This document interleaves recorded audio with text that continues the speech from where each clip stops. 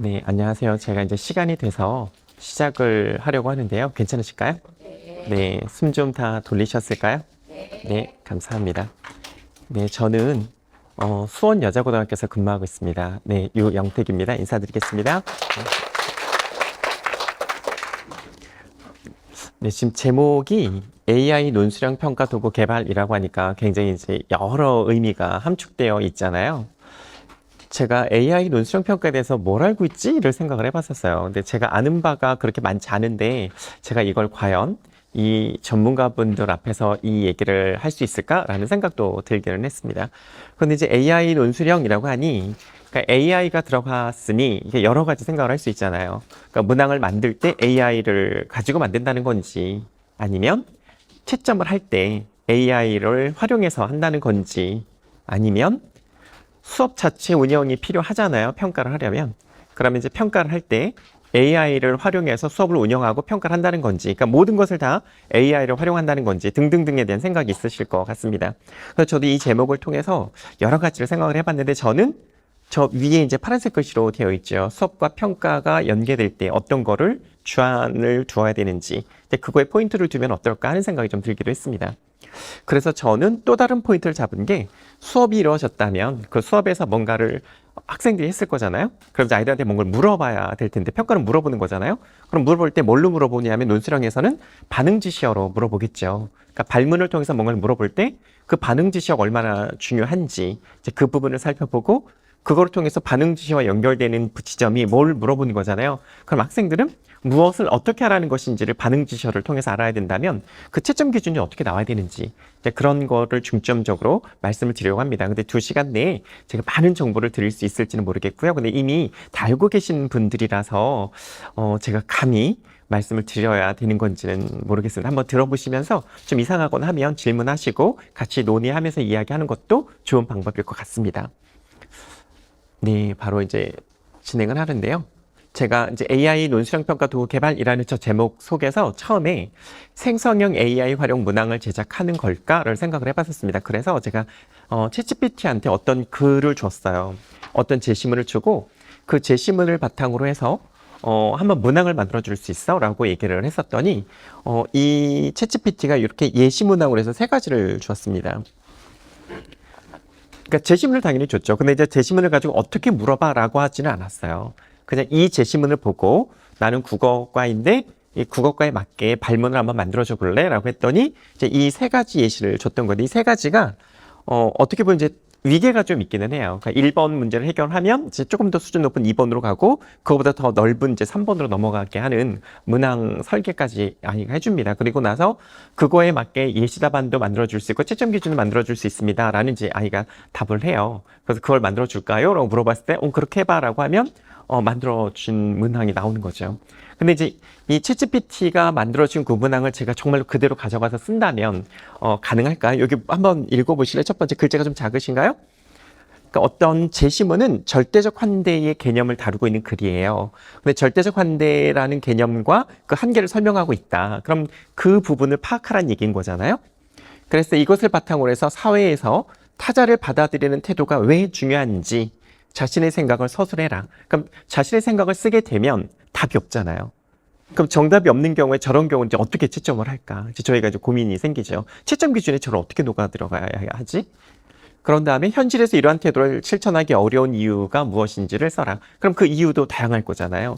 그랬을 때 이거를 저희는 사람이잖아요. 그러니까 우리는 채점할 수 있지만 AI가 채점을 할 수 있을까?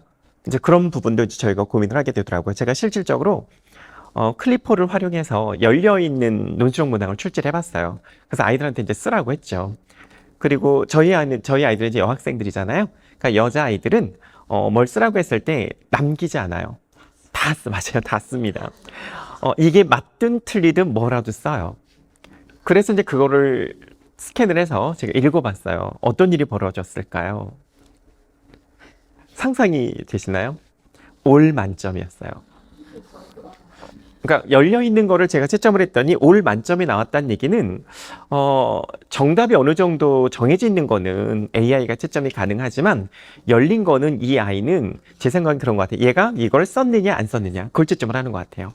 근데 저는 분명히 썼느냐 안 썼느냐를 채점 기준을 삼은 게 아니고 이 아이가 썼을 때 어떻게 썼는지에 대한 거를 구체적으로 진술을 해서 입력을 했어요. 근데 걔가 그거를 판단을 못 하더라고요.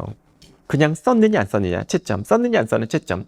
그러니까 그 얘기는 2점 1점 또는 많아야 3점 2점 1점인 거잖아요. 그럼 2점 1점일 때는 AI는 채점이 너무 잘하는 거예요. 그런데 3단계, 4단계 갔을 때는 얘가 조금 이제 고민을 하더라고요. 얘를 만점을 줘야 될까 말아야 될까. 근데 이제 클리포 같은 경우는 하이러닝에는 탑재되어 있는 것이 3개의 기준으로 채점을 하라고 돼 있잖아요. 좀 쉽게 해라. 그다음에 되게 엄격하게 해라. 뭐 중간으로 해라. 이런 걸 클릭하게 돼 있잖아요. 제가 엄격하게를 클릭했어요. 그랬는데도 만점이더라고요. 그러니까 그 얘기는 열려있는 경우에는 AI가 아직은 채점하는 것까지는 좀 문제가 있을 수 있겠구나. 그러니까 좀 기술이 더 발전돼야 되지 않을까 하는 생각이 듭니다. 그래서 우리 경기도교육청 이제 하이러닝에 이미 AI 서논수령 채점 뭐 이렇게 나와 있잖아요. 근데 우리 경기도는 지금까지 서술형이란 말 쓰지 않았잖아요. 논수령이란 말 썼었죠. 근데 논수령에 제한형이 있고 확장형이 있다. 결국은 제한형이 저희가 알고 있는 서술형인 거고 확장형이 답이 열려있는 논수령이잖아요. 그런데 이제 그 두 개를 이미 서점 논수령이라는 걸 탑재했다는 얘기는 경기도 교육청도 이미 서술형이라는 것을 좀 논수령과 분리해서 받아들이려고 하는 것 같아요. 그러니까 이제 혼선이 있는 거잖아요. 학교안정에서는 서술형을 쓰지 말아라. 그래서 안 쓰셨잖아요. 그런데 갑자기 하이러닝에 탑재된 거는 서점 논수령인 거예요. 그럼 서술형을 쓰라는 건지 말라는 건지. 그러니까 내년 정도면 이게 워딩이 정리가 되지 않을까 싶기는 합니다. 그런데 이제 아직 제 생각에는 그 개발한 팀이 또는 과가 달라서 벌어진 일이 아닐까 싶기는 하는데요. 그럼에도 불구하고 경기도교육청의 이제 방향성은 서술형이라고 하는 것이든 또는 논술형에서 제한형이라고 하는 것은 어느 정도 제한이잖아요. 분량이 제한되어 있든 내용이 제한되어 있든 뭔가 답이 제한되어 있는 거잖아요. 그렇다면 서술형에 근접한 답을 썼을 때의 얘기인 거고 확장형이라고 하는 건 말 그대로 열려 있는 거, 답이 딱 찾아지는 게 아니라 학생들 답을 스스로 구성하는 거잖아요. 그러니까 열려 있는 것이 논술형이다 보니 경기도교육청에서 논술형이라는 걸 이제 밀려고 할 텐데 그 논술형이라는 것은 이제 확장되는 것으로 이해하시면 좋을 것 같습니다. 그러니까 서술형이라는 말은 그냥 답이 있는 거라고 얘기를 하는구나. 대신 답이 있다고 해서 단답형을 하면 안 되잖아요. 그러니까 단답형을 출제하면 안 된다라고 하는 것은 전국적으로 이미 다 동의를 한 것 같아요. 그래서 단답형으로 쓰지 않으려고 하는데 이제 특정 시도교육청에서 단답형은 왜 안 되냐 이제 이런 얘기를 한다고는 하는데요. 교육부에서는 내년도부터 단답형은 아예 안 되는 걸로 얘기를 하고 있고, 그다음에 내년에 국정과제가 서점 논술형이 들어갔다면서요. 자, 그렇다면 서점 논술형이 아마도 지필평가에 들어오기를 원할 것 같습니다. 그럼 지필평가 서논술형이 어떻게 우리가 이제 활용을 해야 될 것인지. 그걸 고민하는 시점이어야 된 것 같고, 이제 그거를 좀 어렵지 않게 갈 때 AI가 채점할 수 있는 시스템이 이제 구축되어 하는데 경기도는 그걸 하겠다는 거잖아요. 그럼 이제 내년도부터는 조금 뭔가가 판도가 바뀌지 않을까 하는 생각이 들기도 하고요. 그랬을 때 AI한테 문제를 물어봤더니 예시 1번 문항부터 이제 열려있는 문항이 되어 버렸잖아요. 그리고 예시 2번도 당연히 마찬가지고요. 3번도 이제 마찬가지이긴 합니다. 그런데 이제 더 위계가 조금 더 이제 깊어지는 문항으로 출제를 하고 있더라는 거죠. 어쩌면 제가 이렇게 물어봐서 그랬을 거예요. 논술형을 만들어줘 그랬으니까요. 제가 만약에 서술형을 만들어줘 그랬으면 이 AI가 서술형에 맞게 문항을 만들어주지 않았을까요? 그러니까 저는 서술형이라는 말을 까맣게 잊고 있었던 것 같아요. 왜냐면 우리 경기도는 서술형이라는 말 쓰지 않으니 저는 논술형이라는 말이 익숙하잖아요. 그러니 이제 이 챗GPT한테 논술형을 만들어줘라고 했는데 그 논술형이 제한형이라는 걸 얘가 이해를 못한 거죠. 그러니까 열려있는 것만 한 거죠. 그래서 만약에 서술형으로 한번 해줘봐라고 하면 또 다른 문제가 나올 수도 있을 것 같습니다. 자, 그게 이제 어떻게 보면 AI를 활용해서 문항을 제작할 때 쓰는 거. 그게 이제 AI 논술형이 한 꼭지가 되는 거잖아요. 그러면 얘는 어떨까요? AI 기반 논술형 평가 채점. 얘가 바로 저희가 되게 원하는 바인 거죠. 문항은 어떻게 해서든 다 만드시잖아요. 전문가들이시니까. 그런데 채점할 때가 좀 문제인 거죠. 채점을 하고는 항상 민원이 오잖아요. 전 이렇게 썼는데 왜 안 되나요? 너 이로 인해서 상중하 중에 중이야. 왜 중인가요? 이제 학부모님들 민원이 들어오잖아요. 그랬을 때 저희가 좀 답변을 좀 곤란한 경우가 벌어지면 이제 점수가 올라가야 되는 상황이 벌어지기도 하잖아요. 그래서 이게 제가 가지고 온 거는 이게 그 만점이라는 그거예요. 열려있는 답을 문항으로 출제를 해서 아이들한테 써보라고 했더니 이런 식으로 애들이 막 쓴 거죠. 안 쓰진 않았잖아요. 첫째, 둘째, 셋째. 근데 얘만 이렇게 쓴 게 아니에요. 대부분의 여학생들, 그러니까 저는 이제 여학교이다 보니 아이들한테 50명한테 다 쓰라고 했거든요. 근데 50명이 다 공부를 다 잘하진 않잖아요. 50명의 수준이 다 있을 거라는 거죠. 그런데도 뭐라고 끄적이는 거야, 아이들은. 그랬는데 채점을 해봤더니 다 이렇게 나왔어요. 제가 엄격하게 채점하라고 했거든요. 그런데도 저렇게 채점이 나오더라고요. 그래서 아직은 좀 어렵구나. 열려있는 거는 이제 그런 생각이 들어서, 그러니까 AI 논술형 평가 채점이라고 했을 때에는, 그러니까 서점 논술형이라고 했을 때에는 서술형으로만 가도 된다라는 인식이 있기 때문에 좀 닫혀 있는 답을 저희가 추구를 할 거잖아요. 특히 집필평가에서 할 거라면. 그런데 열려있는 논술형으로 간다면 저게 아직은 AI가 딥러닝 하지 않으면 어렵지 않을까 하는 생각이 들기도 하고요. 그런 걸 말씀을 드리려고 했었고, 얘는 그렇다면 이제 앞에 거는 두 가지였었잖아요. 문항을 제작할 때 AI를 활용하는 거, 그 다음에 두 번째 거는 채점할 때 AI를 활용하는 거였었잖아요. 그러니까 얘는 아예 수업 자체를, 그리고 문항 자체의 모든 설계가 다 AI를 활용하게 하는 거예요. AI를 활용하는 논술형 평가인 거죠. 그러니까 이거는 제가 구성한 게 아니라 어떤 선생님께서 이제 수행평가에서 논술형으로 할 때 이렇게 하면 어떨까라고 하는 안을 제시한 거예요. 그러니까 이걸 실제로 해봤다는 게 아니라, 그러니까 이러한 걸로 활용하면 어떨까라는 안을 제시하셨는데, 지금 여기 보시면 이제 문항 1, 2, 3, 4가, 문항 1이 주제별 자유 글쓰기, 어쨌든 짧게 이제 글을 쓰게 하고요. 근데 문항 2가 글쓰기 피드백을 통해 장문 관습과 논증 구조 익히는 거. 근데 저 피드백을 누가 해주나요? 네, AI가 해주는 거예요. 그러니까 AI가 해주는 피드백을 통해서 제가 다시 고쳐 쓴다라는 거죠. 그리고 3번이 생성형 AI 사용 경험 이야기하기. 그러니까 내가 AI를 써봤더니 어떻더라라고 하는 걸 아이들이 생각을 쓰라는 거죠. 근데 그게 답이 없잖아요. 그러니까 그랬을 때 쟤는 채점을 어떻게 할 것인가. 그러니까 저는 이제 그 부분이 좀 걱정이 되었었는데, 그러니까 이 선생님께서는 이런 걸 하나의 안으로 한번 제시해보면 실질적으로 AI를 쓰라고 하는데 또 아이들이 다 안 쓰고 있는 상황일 텐데 저것을 어떻게 우리가 활용을 할 것인가를 고민해야 되지 않겠냐. 그리고 저희는 국어에 매체라는 과목이 있습니다. 근데 다른 교과는 매체가 없잖아요. 근데 매체를 가장 욕심부리는 교과가 있잖아요. 어느 교과일까요? 정보교과가 눈독을 들이고 있죠. 그런데 매체가 이미 국어과에 들어왔잖아요. 근데 국어과 내에서도 매체라는 영역이 국어과에 있어야 한다라고 주장하는 분도 계시고, 매체는 나가야 된다라고 말하시는 분도 계세요. 근데 이제 매체를 끌어안고 있는 국어과 입장에서는 제 생각은 굉장히 이제 유리한 입장인 거죠. 이제 202 개정교과정이나 AI 활용하는 거나 이런 부분에 있어서는 굉장히 어떻게 보면 되게 좋은 지점에 놓여 있는데 저게 이제 불편하신 분들도 계신 거죠. 그런데 매체라는 게 202 개정교과정 때 저희 국어과에 들어와서 저거를 활용하라고 하는데 그럼 어떻게 활용할 것이냐를 봤을 때 수업 시간에 수행평가나 논술형 평가를 할 때 이런 식으로 활용하면 어떻겠느냐 이제 이런 말씀을 하셨던 거예요. 그래서 실질적으로 이게 시행된 것은 아니어서 수업이 이렇게 진행됩니다 라는 말씀을 제가 자연스럽게 드리면 좋겠는데, 이거 하나 이제 머릿속에 구상된 거라서 뭐 이런 게 있다 정도 이해하시면 좋을 것 같고요. 그러다 보니 자, 이런 거 답을 쓴 게 실질적으로 선생님이 아이들이 답을 가지고 쓴 게 아닌 거예요. 이거 누가 만들어줬을까요? 네, 챗GPT한테 물어봤대요. 내가 이렇게 수업을 할 건데 네가 답을 할 거라면 어떻게 할 거야? 그래서 이런 예시 답안을 갖고 오신 거예요. 이제 이렇게 진행이 될 거다라고 이제 상상을 하신 건데, 이제 실질적으로 그런 진행이 될지는 저희가 이제 한 번은 해봐야 되는 입장인 거고요. 그래서 결국엔 AI 논술형 평가라고 했을 때, AI 논술형 평가 도구 개발이라고 했을 때, 이거는 여러 관점으로 저희가 접근을 해야 된다는 거죠. 문항을 만들 때에도, 채점을 할 때에도, 또는 수업을 운영할 때에도 그러니까 어떻게 할 것인지, 그 다음에 채점을 한다면 어떤 관점을 해야 될 것인지, 무엇에 주안점을 둬야 될 것인지, 그러니까 굉장히 많이 고려해야 될 지점들이 널려 있는 거죠. 저희가 정리를 좀 해야 되는 입장이 아닌가 하는 생각을 좀 해봤고요. 그래서 AI 논술형이라는 말을 그냥 딱 갖다 붙인다고 해서 되는 게 아닌 것 같습니다. 저희가 고민을 되게 많이 해야 되는 것 같고요. 네, 이제 그런 본격적으로 제가 이제 드리고 싶은 말씀을 하려고 하는데요. 여기 들어오시면 지금 옆에 뭐가 떠야 되는데 지금 안 뜨고 있어요. 네, 지금 떴는데요. 여기에 들어와 보시면 제가 이제 뭔가를 이렇게 모아놓은 게 있을 거예요. 모든 교과를 다 넣으려고 노력은 했는데 수업 자료라든지 논술형 평가 자료를 다 탑재를 했습니다. 네, 이런 화면이 뜨죠. 여기에 보시면 이 자료가 지금 여기 맨 앞에 있는 자료 있죠.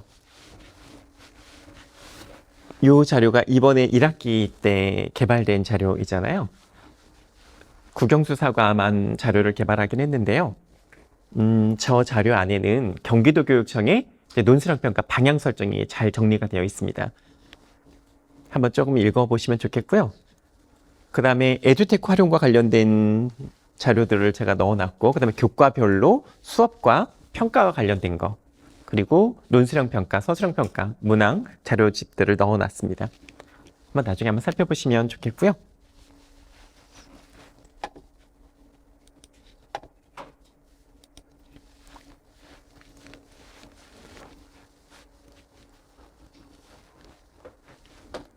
네, 제가 사실은 이제 요 앞에 있는 요 자료를 중심으로 설명을 드려야 하는데요. 그러니까 요 자료는 방향만 말씀을 드리고, 문항 개발은 아직 현재 우리 선생님들께서는 여기에 있는 자료가 좀 더 익숙하실 것 같아요. 그래서 여기에 있는 자료를 가지고 말씀을 드리려고 합니다. 그러니까 올해 개발된 2월에 나온 자료잖아요. 그러니까 중등 농수량 평가 길라잡이인데요. 저 책자에는 이러한 흐름으로 되어 있습니다. 지금 여기 보시면 5개가 있잖아요. 미래 역량을 함양하는 거다. 그 다음에 깊이 있는 수업과 연계되어야 한다. 그 다음에 성취 기준에 근거해야 된다. 그 다음에 수행 수준이나 채점 기준이 명확해야 된다. 그리고 피드백이나 성찰을 일으키는 평가가 이루어져야 된다. 그러니까 모든 평가에서 다 쓰는 말인 거잖아요. 논술형 평가에서만 쓰는 말은 사실은 아닌 거죠. 미래 역량을 함양한다. 그럼 미래 역량을 함양한다는 게 뭘까? 저희가 생각을 해봐야 되잖아요. 미래 역량을 함양한다는 말이 무슨 말일까요? 어떤 게 미래 역량일까요? 미래 역량이 이거야 라고 딱 짚어낼 수 있는 게 사실은 너무 많잖아요. 근데 미래 역량을 함양한다고 했을 때 저는 이런 생각이 듭니다. 2022 개정교육과정은 역량 중심 교과정이잖아요. 그럼 역량을 함양하는 교과를 개발하라고 했을 때 그 깊이 있는 수업을 하라고 했잖아요. 깊이 있는 학습을 하라고 했을 때 교과가 통합되어야 하고, 그리고 또 학생의 성찰도 이루어져야 되고, 뭐 여러 가지가 있잖아요. 그렇게 하라는 거잖아요. 그럼 그런 걸 왜 해야 될까를 생각해 봤을 때 저는 전이력을 높이라는 것 같아요. 그러니까 전이가 높아지는 수업을 하고 평가를 해라. 그거로 이해를 한다면 미래 역량을 함양한다는 건 결국은 내가 배운 것을 다른 데 써먹을 수 있게 문항을 출제하라. 이제 그런 얘기인 것 같고요. 그럼 이제 학생 삶의 맥락과 연결이 되는 문제인 거고, 근데 깊이 있는 수업이라고 하는 건 당연히 1번과 연결이 되어야 하는 거고, 또 깊이 있는 수업은 우리 경기도 교육청에서 지향하는 교사학습 방향인 거잖아요. 사고하는 학생, 사유하는 학생, 깊이 있는 수업이잖아요. 그게 우리 경기도 교육청의 교사학습 방향이기 때문에 1번과 2번은 같이 가는 것 같습니다. 그럼 3번은 저희가 놓쳐서는 안 되는 부분인 거잖아요. 성취 기준에 근거해야 되겠죠.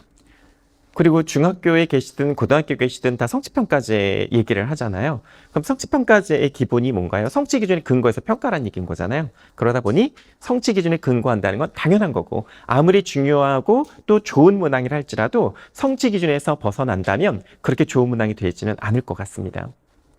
국가에서 제시해준 성취 기준에 근거한 평가가 이루어져야 되는 거고, 그렇게 문항이 이루어졌다면 그럼 채점을 할 때는 어떻게 되느냐? 저희는 수행 수준 채점 기준이라고 하잖아요. 근데 교육부는 수행 수준 괄호쳐놓고 채점 기준 이렇게 쓰진 않죠. 교육부에서는 채점 기준표 안에 문항이 있고, 그 다음에 평가 요소가 있고, 채점 요소가 있어요. 근데 우리 경기도 교육청은 채점 요소가 없잖아요. 채점 요소가 빠져 있어요.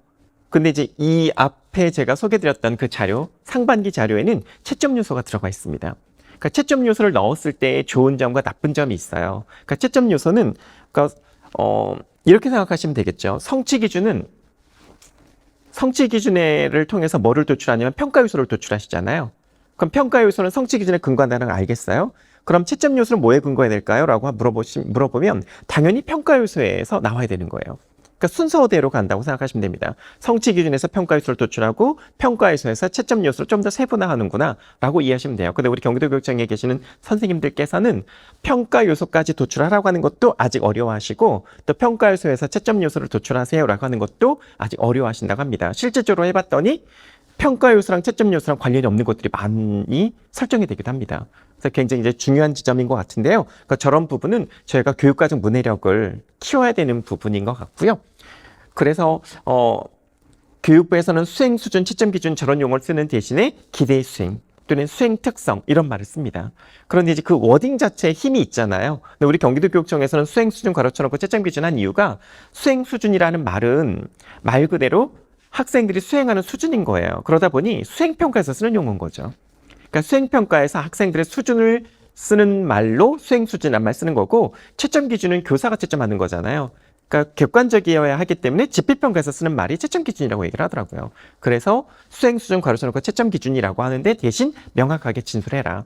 그럼 이제 5점과 4점의 차이가 뭔지, 4점과 3점의 차이가 뭔지를 명확하게 구별해서 진술하게 하여라. 그게 경기도교육청의 방향인 거고요.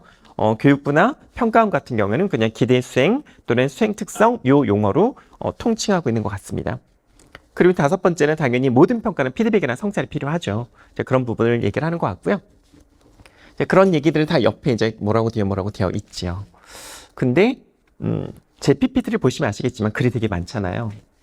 되게 많죠. 그러니까 이걸 일일이 읽어드릴 수는 없지만 제 PPT 안에 이런 글밥이 많이 들어간 이유는 제가 무슨 말을 할 때 집중을 못 하실 수도 있잖아요. 재미가 없을 수도 있잖아요. 그렇지만 혼자 공부하실 때 한번 읽어보시라고 써놨습니다. 네, 제가 잘 전달을 못 드리는 수가 있어서 죄송합니다. 네, 어찌되었든 요 경기도육청에서 추구하는 논술형 평가의 방향은 저 5가지인데 그 5가지에 대한 얘기가 이제 이런 식으로 되어 있는데 이제 여기 있는 말들이 상당히 이제 저희한테 이제 주는 시사하는 바가 되게 많죠. 이제 그런 부분을 잘 살펴보시면 좋을 것 같고요. 네, 이게 아까 그 상반기 자료에 나와 있었던 거예요. 경기 논술형이라고 돼 있잖아요, 이제는. 그렇죠. 아까는 뭐라고 돼 있었나요? 중등 논술형 평가, 경기 중등 논술형 평가였었어요. 그런데 이제는 경기 논술형 평가 이렇게 용어가 좀 바뀌었죠. 그런데 이 바뀌었을 때 이 원의 모양이 좀 뭐가 있잖아요.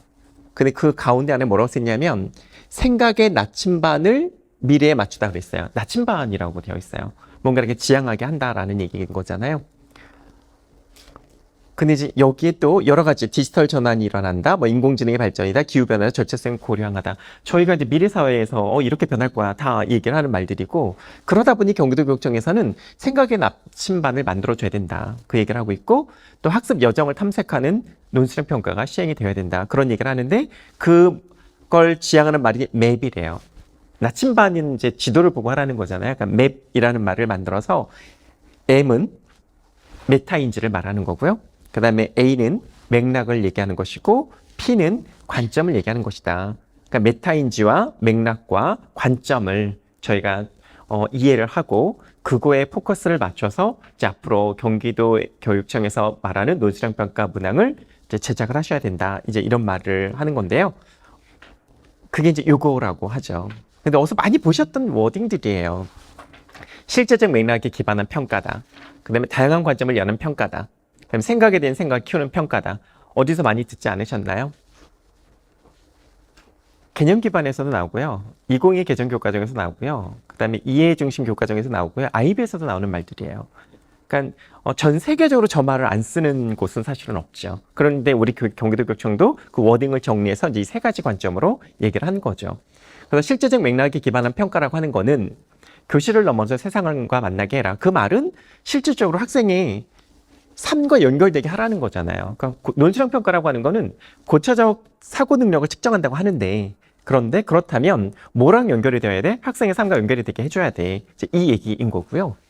그리고 2번째, 다양한 관점을 여는 평가라고 하는 것은 생각의 날개를 단다라고 되어 있는데, 그 말은 생각의 날개를 단다는 얘기는 정해져 있는 답을 찾아가는 게 아니라는 거잖아요. 그러니까 발상의 전환을 이루어지게 하고 다양한 관점이 나올 수 있게 유도하여라. 이제 그런 얘기이고요.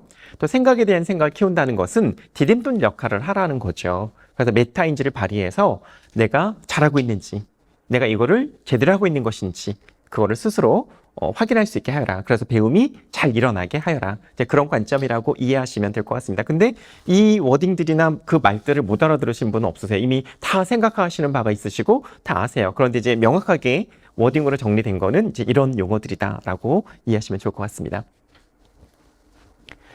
네, 요거는 뭐로 보이시나요? 논술형 평가와 관련된 얘기는 아닌 것 같잖아요. 네, 수행평가에 대한 얘기인 거잖아요. 올해 이제 이슈가 되게 많았죠. 수행평가 관련해서. 그런데, 제가 이제 말씀드리고자 하는 것은 논술형과 서술형이라는 그 위치를 한번 봐보시면 위에 있진 않잖아요. 낮은 곳에 있죠. 그 말은 논술형 평가나 서술형 평가는 수행평가 본질을 구현하는 데 있어서는 굉장히 적합한 건 아닌 거예요. 그러니까 위계가 좀 낮은 수준이 있단 말이죠. 그런데 왜 교육부든 경기도교육청이든 논술형 평가를 그렇게 강조할까? 그 말은 앞에서 제가 이제 말씀드린 것처럼 여러 가지 이유들이 있었던 거죠. 고차적인 사고 능력을 측정해야 되고 사고를 열어줘야 되고 뭐 등등등에 대한 얘기인 거죠. 그러니까 사고와 관련된 건 거예요. 그러니까 사고력을 확장해야 되고 그렇기 때문에 논술형이나 서술형이 그거에 조금 더 근접해 있기 때문에 수행평가 위계로 봤을 때는 좀 낮은 지점이 있더라도 실질적으로 학생들의 사고를 측정하는 데에는 저만한 것이 없다라고 평가가 된 거죠. 그래서 교육부에서도 자꾸 선논술형 평가된 얘기를 강조하고 있고 연수를 자꾸 열려고 하는 거잖아요. 그러니까 내년도 국정과제 들어갈 정도인 거죠. 이제 그런 얘기를 이 표에서 이제 얘기를 해주는 거고요. 네, 그렇다면 이제 평가 문항을 제작하기 전에 선생님께서 확인을 하셔야 될 부분이 있는 거죠. 네, 평가 문항을 제작하시기 전에 이제 확인하셔야 될 거는 저런 것들이죠. 근데 저런 것들을 다 모르시지는 않으시잖아요. 성취 기준, 그다음에 수행 성취 수준, 그다음에 평가 요소, 그다음에 채점 요소, 뭐 이런 용어들을 모르시지는 않으실 텐데 그럼 이제 이런 게 궁금하죠. 성취 기준이 있는데 성취 수준은 왜 있을까요? 성취 기준은 정확하게 뭘까요? 수업이 끝났을 때 학생들이 도달하기를 기대하는 거죠. 네, 도달점이에요. 여기까지 도달하게 해주세요라고 하는 게 성취 기준이에요. 그럼 성취 수준은 뭘까요? 성취 수준은? 아이들이 다 다르기 때문에 도달하는 수준을 맞아요. 그렇죠. 네, 선생님 너무 이제 명쾌하게 설명해 주셨는데요. 성취 기준은 학생들에게 도달해야 될 지점을 확인해 주는 거라면, 그러니까 이상적인 거죠. 여기까지 도달하게 해주세요라고 하는 거죠. 하지만 성취 수준이라고 하는 거는 학생들이 도달하는 수준이 다 다를 수 있잖아요. 그래서 어떤 학생은 A 수준, 어떤 학생 B 수준, 어떤 학생 C 수준, 그 정도를 나눠주는 것이 성취 수준이라고 생각하시면 좋을 것 같습니다. 그럼 이제 성취 기준에는 어떤 내용들이 진술되어 있을까요? 라고 물어봤을 때 저희는 너무나 뻔하게 지식의 과정 기능 가치 태도예요. 이렇게 얘기를 하죠. 그럼 지식의 과정 기능 가치 태도는 뭘까요? 로 물어봤을 때는 지식에는 학생들이 반드시 알아야 되는 거예요. 그 학생들 알아야 되는 거기 때문에 저희가 임의대로 삭제하거나 빼거나 바꾸시면 안 되는 거죠. 그러니까 지식에는 반드시 학생들에게 하라고 교육부에서 준 거인 거예요. 그러니까 그거는 반드시 가르쳐야 되는 거고, 과정 기능은 이제 다 수준에 따라 다를 수 있죠. 어떤 학생이 우수하게, 어떤 학생 중간 정도로, 어떤 학생은 좀 부분적으로, 어떤 학생은 제한적으로 할 수 있는 거. 그것이 이제 과정 기능이라고 생각하시면 될 텐데요. 이제 그런 것들을 잘 봐야 될 텐데, 그렇다면 저희는 교육과정을 잘 살펴보셔야 되는 거죠. 그럼 모든 거는 다 교육과정인 거예요.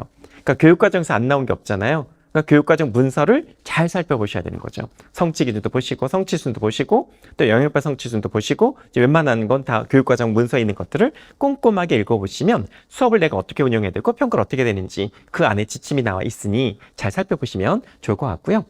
그리고 이제 평가 요소라고 하는 것은 아까 말씀드렸던 것처럼 학생들에게 뭔가 물어봤을 때 내가 평가하는 관점인 거잖아요. 이거를 평가할 거야 라고 하는 부분이기 때문에 성취 기준에 근거해야 되고 또 그거에 따라서 수준이 3점, 4점, 뭐 1점 또는 0점, 2점, 1점, 0점 이런 식의 척도가 이제 나와야 되는 거고요. 채점 요소라고 하는 거 아까 말씀드렸던 것처럼 평가 요소에서 조금 더 세분화되게 나오게 하여라 뭐 그런 얘기로 이해하시면 되고, 여기 옆에 있는 거는 성취 수준의 일반적인 특성이 이제 5수준 체계를 제가 갖고 왔는데요. 3수준도 있지만 5수준을 갖고 왔을 때 90% 이상에 해당되면 A, 그 다음에 80에서 94이면 B, 70에서 80이면 C, 60에서 70이면 D, 40에서 60이면 E. 그러니까 요거를 성취율이라고 돼 있잖아요. 지금 용어가 되게 막 혼재돼 있죠. 성취 기준, 성취 수준, 그 다음에 성취율. 굉장히 이제 혼재되어 있는데요. 저 성취평가제는 저런 용어나 워딩을 잘 알고 계셔야 돼요. 그 성취율은 비율이잖아요. 성취하는 정도인 거잖아요. 저거를 점수로 한 사람이 어느 정도일까요? A는 92점이죠. 90점 이상 이렇게 생각하시면 되겠죠. 그 다음에 B는 80점 이상 90점 밑에 있는 아이들, 그 아이들 이제 B에 해당된다고 생각하시면 되죠. 그러다 보니 진술 자체가 일반적인 특성으로 진술될 수밖에 없는 거고 명확하게 딱 할 수가 없는 거죠. 근데 실질적으로 문항을 출제하실 때에는 이렇게 하라고 합니다. A 수준의 문항에 해당되는 문항을 출제하셔야 돼요. 또는 B 수준에 해당되는 문항을 출제하셔야 돼요. 그럼 어떻게 출제를 하셔야 될까요?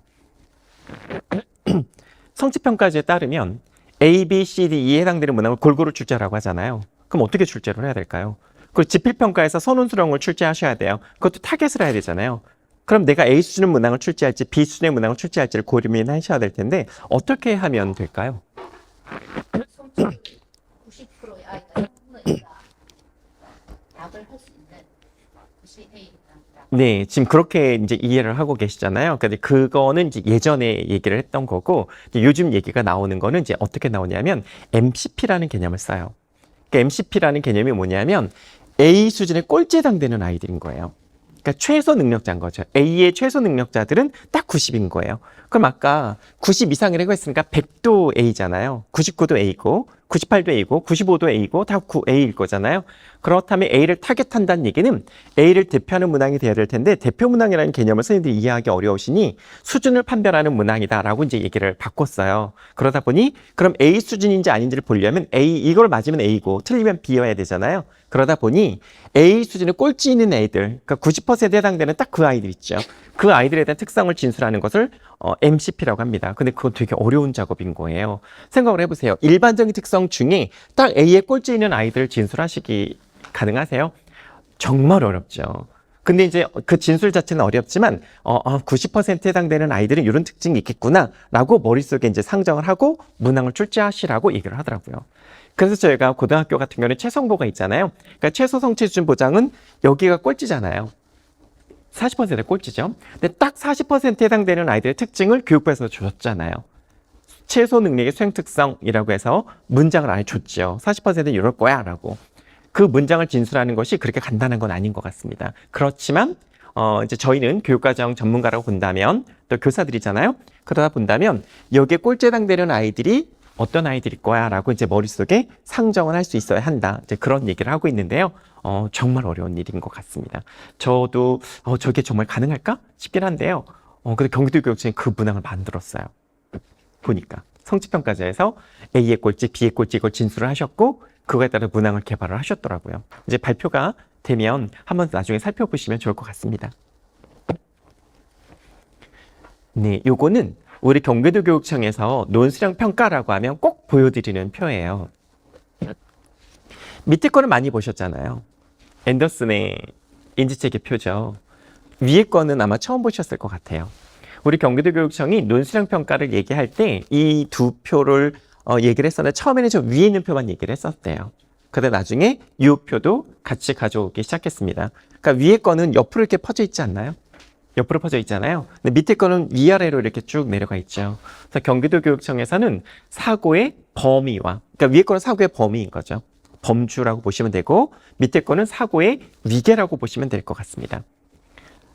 위에는 사고의 범주가 7범주가 있잖아요. 기호적 사고, 분석적 사고, 추론적 사고, 종합적 사고, 대안적 사고, 발산적 사고, 상징적 사고. 이제 그 중에서 저희는 이제 비판적 사고에 대한 얘기를 하는데 그 비판적 사고에는 분석적 사고가 필요하고 추론적 사고가 필요하고 종합적 사고가 필요하고 대안적 사고가 필요하고 발상적 사고가 필요하다. 이제 이런 얘기를 하는 거고요.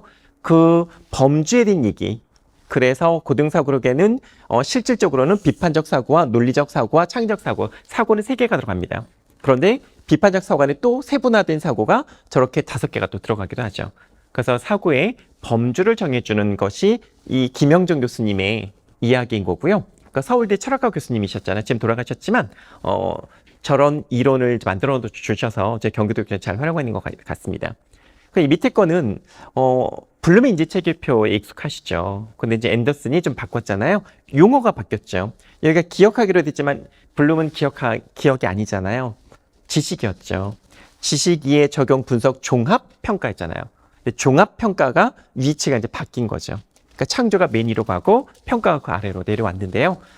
이 앤더슨의 이 표는 사실 우리나라가 만든 게 아니고 플로리다 대학의 학습센터가 있대요. 이제 거기에 탑재된 것을 이제 우리나라 사람이 그걸 갖고 와서 이제 번역을 한 거죠. 여기 있는 이제 단어들이 행위동사들인데요. 이 행위동사들이 원래 영어로 돼 있었겠죠. 근데 영어로 된 것을 이제 번역한 거에 불과합니다. 그런데 이제 제가 말씀드리고 싶은 거는 이 단계가 있잖아요. 이렇게.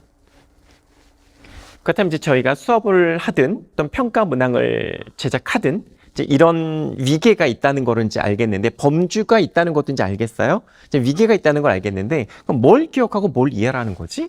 이런 궁금증이 생기시잖아요. 뭘 기억하고 뭘 이해하라고 하는 걸까요?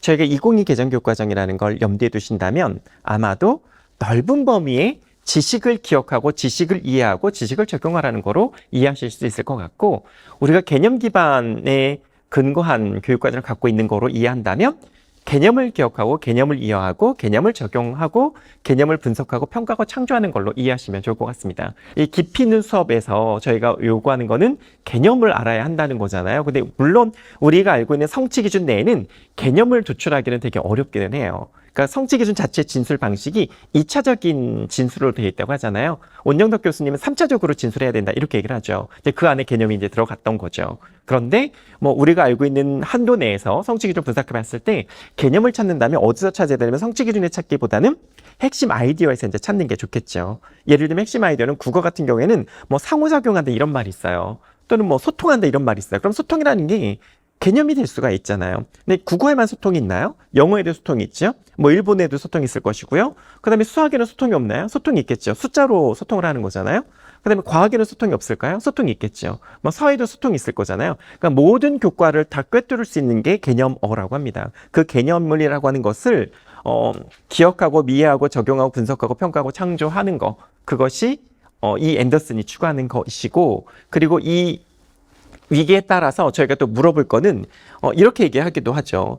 밑에 있는 것 지금 보시니까 낮은 사고라고 돼 있잖아요. 위에 거는 상위 수준의 사고라고 돼 있잖아요. 근데 발문을 할 때, 우리가 논술할 평가를 만든다면 발문을 할 때 위에 걸 묻는다면 열려 있는 거고요. 밑에 걸 묻는다면 제한을 두는 경우가 생기겠죠. 그럼 6개니까 3개로 딱 잘라보세요.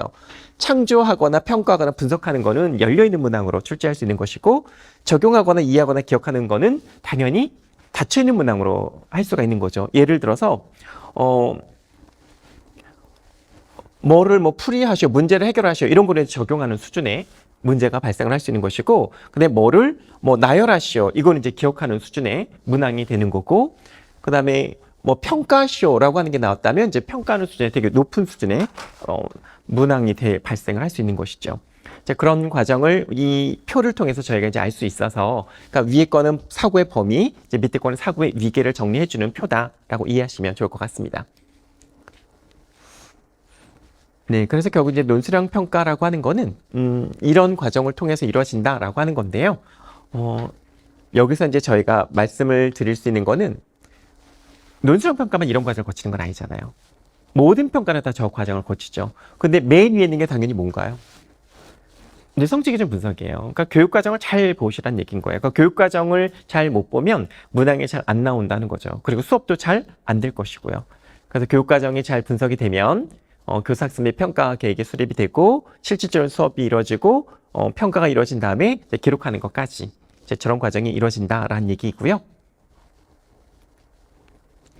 네, 논술형 평가를 할 때 저희가 당연히 이제 문항 구성 요소는 어떻게 될지 궁금하실 것 같아요. 근데 이제 이미 다 알고 계시는 것처럼 발문이 있고 또 보기 또는 자료가 있고 조건이 있죠. 그런데 우리 경기도교육청에서는 이번에 개발되는 자료, 그러니까 작년까지 개발한 자료는 이 3가지를 다 활용하는 것을 자료가 나왔어요. 그런데 올 상반기 자료에는 이 조건을 웬만하면 빼세요라고 해서 웬만하면 조건이 다 안 드러나요. 그러니까 조건이 없을 경우에는 어떤 일이 생길까 생각을 해보실 수 있으시잖아요. 조건이 왜 있을까요? 조건이 있는 이유는 여기 막 써있긴 한데 선생님들께서는 어떤 측면에서 조건을 작성을 하시나요? 제가 지필평가 문항을 하실 때 조건 안 다시는 선생님은 못 봤어요.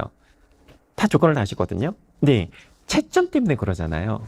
채점을 잘하기 위해서, 그 다음에 학생들이 답을 이 원하는 대로 쓰게 하기 위해서인 거잖아요. 근데 경기도교육청에서 조건을 웬만하면 삭제하라라는 오더가 있었어요. 근데 이제 조건을 삭제해버리면 이런 부분이 염려가 되는데 라고 했는데, 이제 그거를 다 만회할 수 있는 게 반응 지시어더라고요. 그러니까 반응 지시어에 따라서 답을 쓰는 방식이 달라지는 거예요. 그럼 반응 지시어라는 걸 이미 어디서 배워야 하나요? 수업 시간에 다 배워야 하는 거예요. 근데 그걸 어디서 하고 있냐면 이미 아이비에서 다 하고 있더라고요. 그러니까 아이비에서는 반응 지시어를 이미 다 아이들한테 교육을 한대요. 그래서 어떤 반응 지시어가 나왔을 때는 어떻게 답을 써야 되는지를 아이들이 알고 있다고 합니다. 그래서 어쩐지 조건이 많이 안 보이는구나, 아이비에서는 그렇게 생각을 했었거든요. 근데 경기도교육청은 그걸 따라가려고 하는 건 아니지만 일단 발문 자체를 간략화해서 아이들이 사고를 열어줘라, 이제 그런 취지였던 거예요. 그런데 여기저기 찾아보니 아이비에서 이미 하고 있었던 것 같아요. 그래서 이제 반응 지시어가 되게 중요하다는 거를 저는 이제 이해가 됐고, 그럼 반응 지시는 어디서 쓰나 봤더니 이제 발문에서 쓰는 거잖아요. 그럼 발문에서 쓸 때 지금 여기 보면 네모나게 이제 반응 지시어 활용 이렇게 써 있잖아요. 근데 우리 경기도교육청에는 이미 반응 지시어를 여러 개를 안내를 해놨어요. 근데 그거를 안내 자료로만 봤지, 이걸 어떻게 쓰는 거지는 안내가 없었어요. 그래서 반응 지시어가 뭐뭐뭐가 있구나, 이런 의미를 갖고 있구나, 이 정도는 알겠어요. 그런데 그걸 어떻게 활용하라는 거지에 대해서는 어느 누구도 안내를 해준 적이 없기 때문에 이제 저희가 찾아야 되는 것 같아요. 이런 반응 지시어 썼을 때는 내가 수업을 어떻게 해서 어떤 걸 물어보고 아이들이 뭘 답을 쓰게 하고 채점 기준 어떻게 작성해야지, 이제 이런 거를 저희가 같이 이제 연구해 나가는 시점이 된 것 같습니다. 그런 것 같고요. 그런데 이제 보기나 자료는 이제 너무나 저희가 활용을 잘하고 있죠, 이미. 그래서 보기 자료는 특별하게 없는데 이 반응 지시어가 이제 굉장히 어려운 부분인 것 같고, 저거 활용을 잘해야 아이들한테 정말 묻고자 하는 걸 묻고 사고력을 열어줄 수 있고 또 고차적인 사고 능력을 측정할 수 있는 게 아닐까 하는 생각이 들고요. 그러다 보니 반응 지시어는 평가 요소 추출과 연계될 뿐만 아니라 또 평가 과제와도 연결이 되고 채점 기준표 작성할 때에도 반드시 필요로 하는 거다. 저희가 이제 이해를 할 수가 있을 것 같습니다. 근데 이제 요거는 뭐 논술형 평가 문항 구조 형식이니까요. 쟤는 그렇게 이루어지지. 근데 이걸 다 이렇게 쓰시지 않으시잖아요. 그러니까 과학과는 간접 발문이 있고 자료가 있고 이걸 다 쓰신대요. 근데 이제 사회과나 국어과나 이제 다른 과는 간접 발문을 안 쓰는 경우가 굉장히 많죠. 그리고 이런 자료들도 안 쓰기도 하잖아요. 이미 이제 윗글에 뭔가 제시가 됐다면 그걸 보고 하여라 이렇게 얘기를 하지 또다시 자료를 주지는 않는 것 같습니다. 근데 이거는 하나의 이제 형태인 거고 여기서 모든 걸 다 쓸 필요 없잖아요. 내가 자료만 쓸 거다 그럼 자료만 쓰시는 거고, 난 발문만으로 할 거야 그럼 발문만 쓰시면 되고, 난 발문과 조건만 있으면 되면 두 가지만 쓰시는 거고, 이거는 자유롭게 쓰시면 좋을 것 같고요. 근데 이제 이게 반응 지시인 거죠. 이게. 이렇게 반응 지시어가 있습니다라고 저도 논술형 평가 연수를 할 때 그냥 이런 게 있어요라고만 안내를 했었지 이걸 어떻게 활용해 보세요라고 하는 것은 생각을 한 번도 해본 적이 없었던 것 같아요. 근데 이번에 경기도교육청에서 경기 논술형 평가를 개발하면서 반응 지시어를 이렇게 써먹어야 되는 거구나라고 하는 것을 조금 공부하기 시작했던 것 같습니다. 예를 들면 이런 거잖아요. 저 여기 계시는 분들 교과가 다 다양하시겠지만 예를 들면 여기 분석하시오가 있어요. 그럼 분석하시오라는 반응 지시어 썼을 때는 학생들 어떻게 답을 써야 될까요? 분석하시오라는 걸 했어요. 그럼 분석의 대상이 있어야 되지 않나요? 그 분석의 대상을 어떤 기준으로 분석해야 되는지도 아이가 알아야 되잖아요. 그 다음에 그것을 어떻게 해야 되는지를, 그러니까 무엇을 어떻게, 그것이 머릿속에 딱 떠올라야 되는데 여기 분석하시오 이렇게 써 있죠. 진술된 문장을 구성 요소로 분류하여, 구성 요소를 이제 파악을 하는 거예요. 그럼 구성 요소, 분석해야 될 구성 요소가 뭔지를 아이들이 잡아내라는 거죠. 잡아낸 다음에 그것의 각각의 의미, 얘는 이런 의미가 있고, 그 다음에 각각은 요소는 이러이러한 관계가 있어. 그것까지 서술하게 하라는 거예요. 그래야 답을 작성한 것을 바탕으로 채점도 그렇게 하고 채점 요소도 그렇게 작성하라는 거죠. 근데 그게 되게 쉬운가요? 그러니까 되게 이상적이긴 해요. 굉장히 이상적인데 그런 식으로 해서 아이들을 채점하는 거는 굉장히 어렵기는 합니다. 그런데 저희가 처음 해보는 거잖아요. 그래도 반응 지시에 따라서 아이들이 답을 어떻게 쓰게 하는지 유도를 할 필요가 있고 또 채점 기준도 작성할 필요가 있다고 저는 생각을 합니다. 물론 그게 정답이라고 생각하지 않지만요. 그리고 평가하는 것도 마찬가지예요. 여기에서는 평가라고 하는 것을 발상이나 의견의 상대적 중요성을 평가하고 판단한다 이렇게 돼 있잖아요. 근데 생각을 해보세요. 뭔가를 평가한다는 것은 마구잡이로 평가하는 게 아니잖아요. 평가하는 기준이 있지 않나요? 그러니까 기준을 설정해서, 그러니까 평가 관점이 있을 거잖아요. 그 관점이 무엇인지 채점 요소로 등장을 하게 하고 그거에 따라서 실질적으로 나는 이래이래 생각해 라고 하는 것을 조금 합리적이고 타당하게 진술을 해야 우리가 이제 평가한다라고 이제 인식을 하잖아요. 그러니까 여기 있는 진술을 저희가 저희 나름대로 다시 구체화할 필요가 있는 것 같습니다.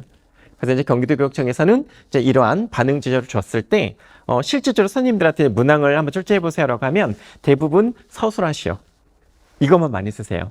논술에서는 논술하시오 이렇게만 쓰시더라고요. 그러니까 서술하시오가 뭘까를 보면 서술하시오는 이거예요. 주어진 상황에 대해서 상세하게 쓰라는 거래요.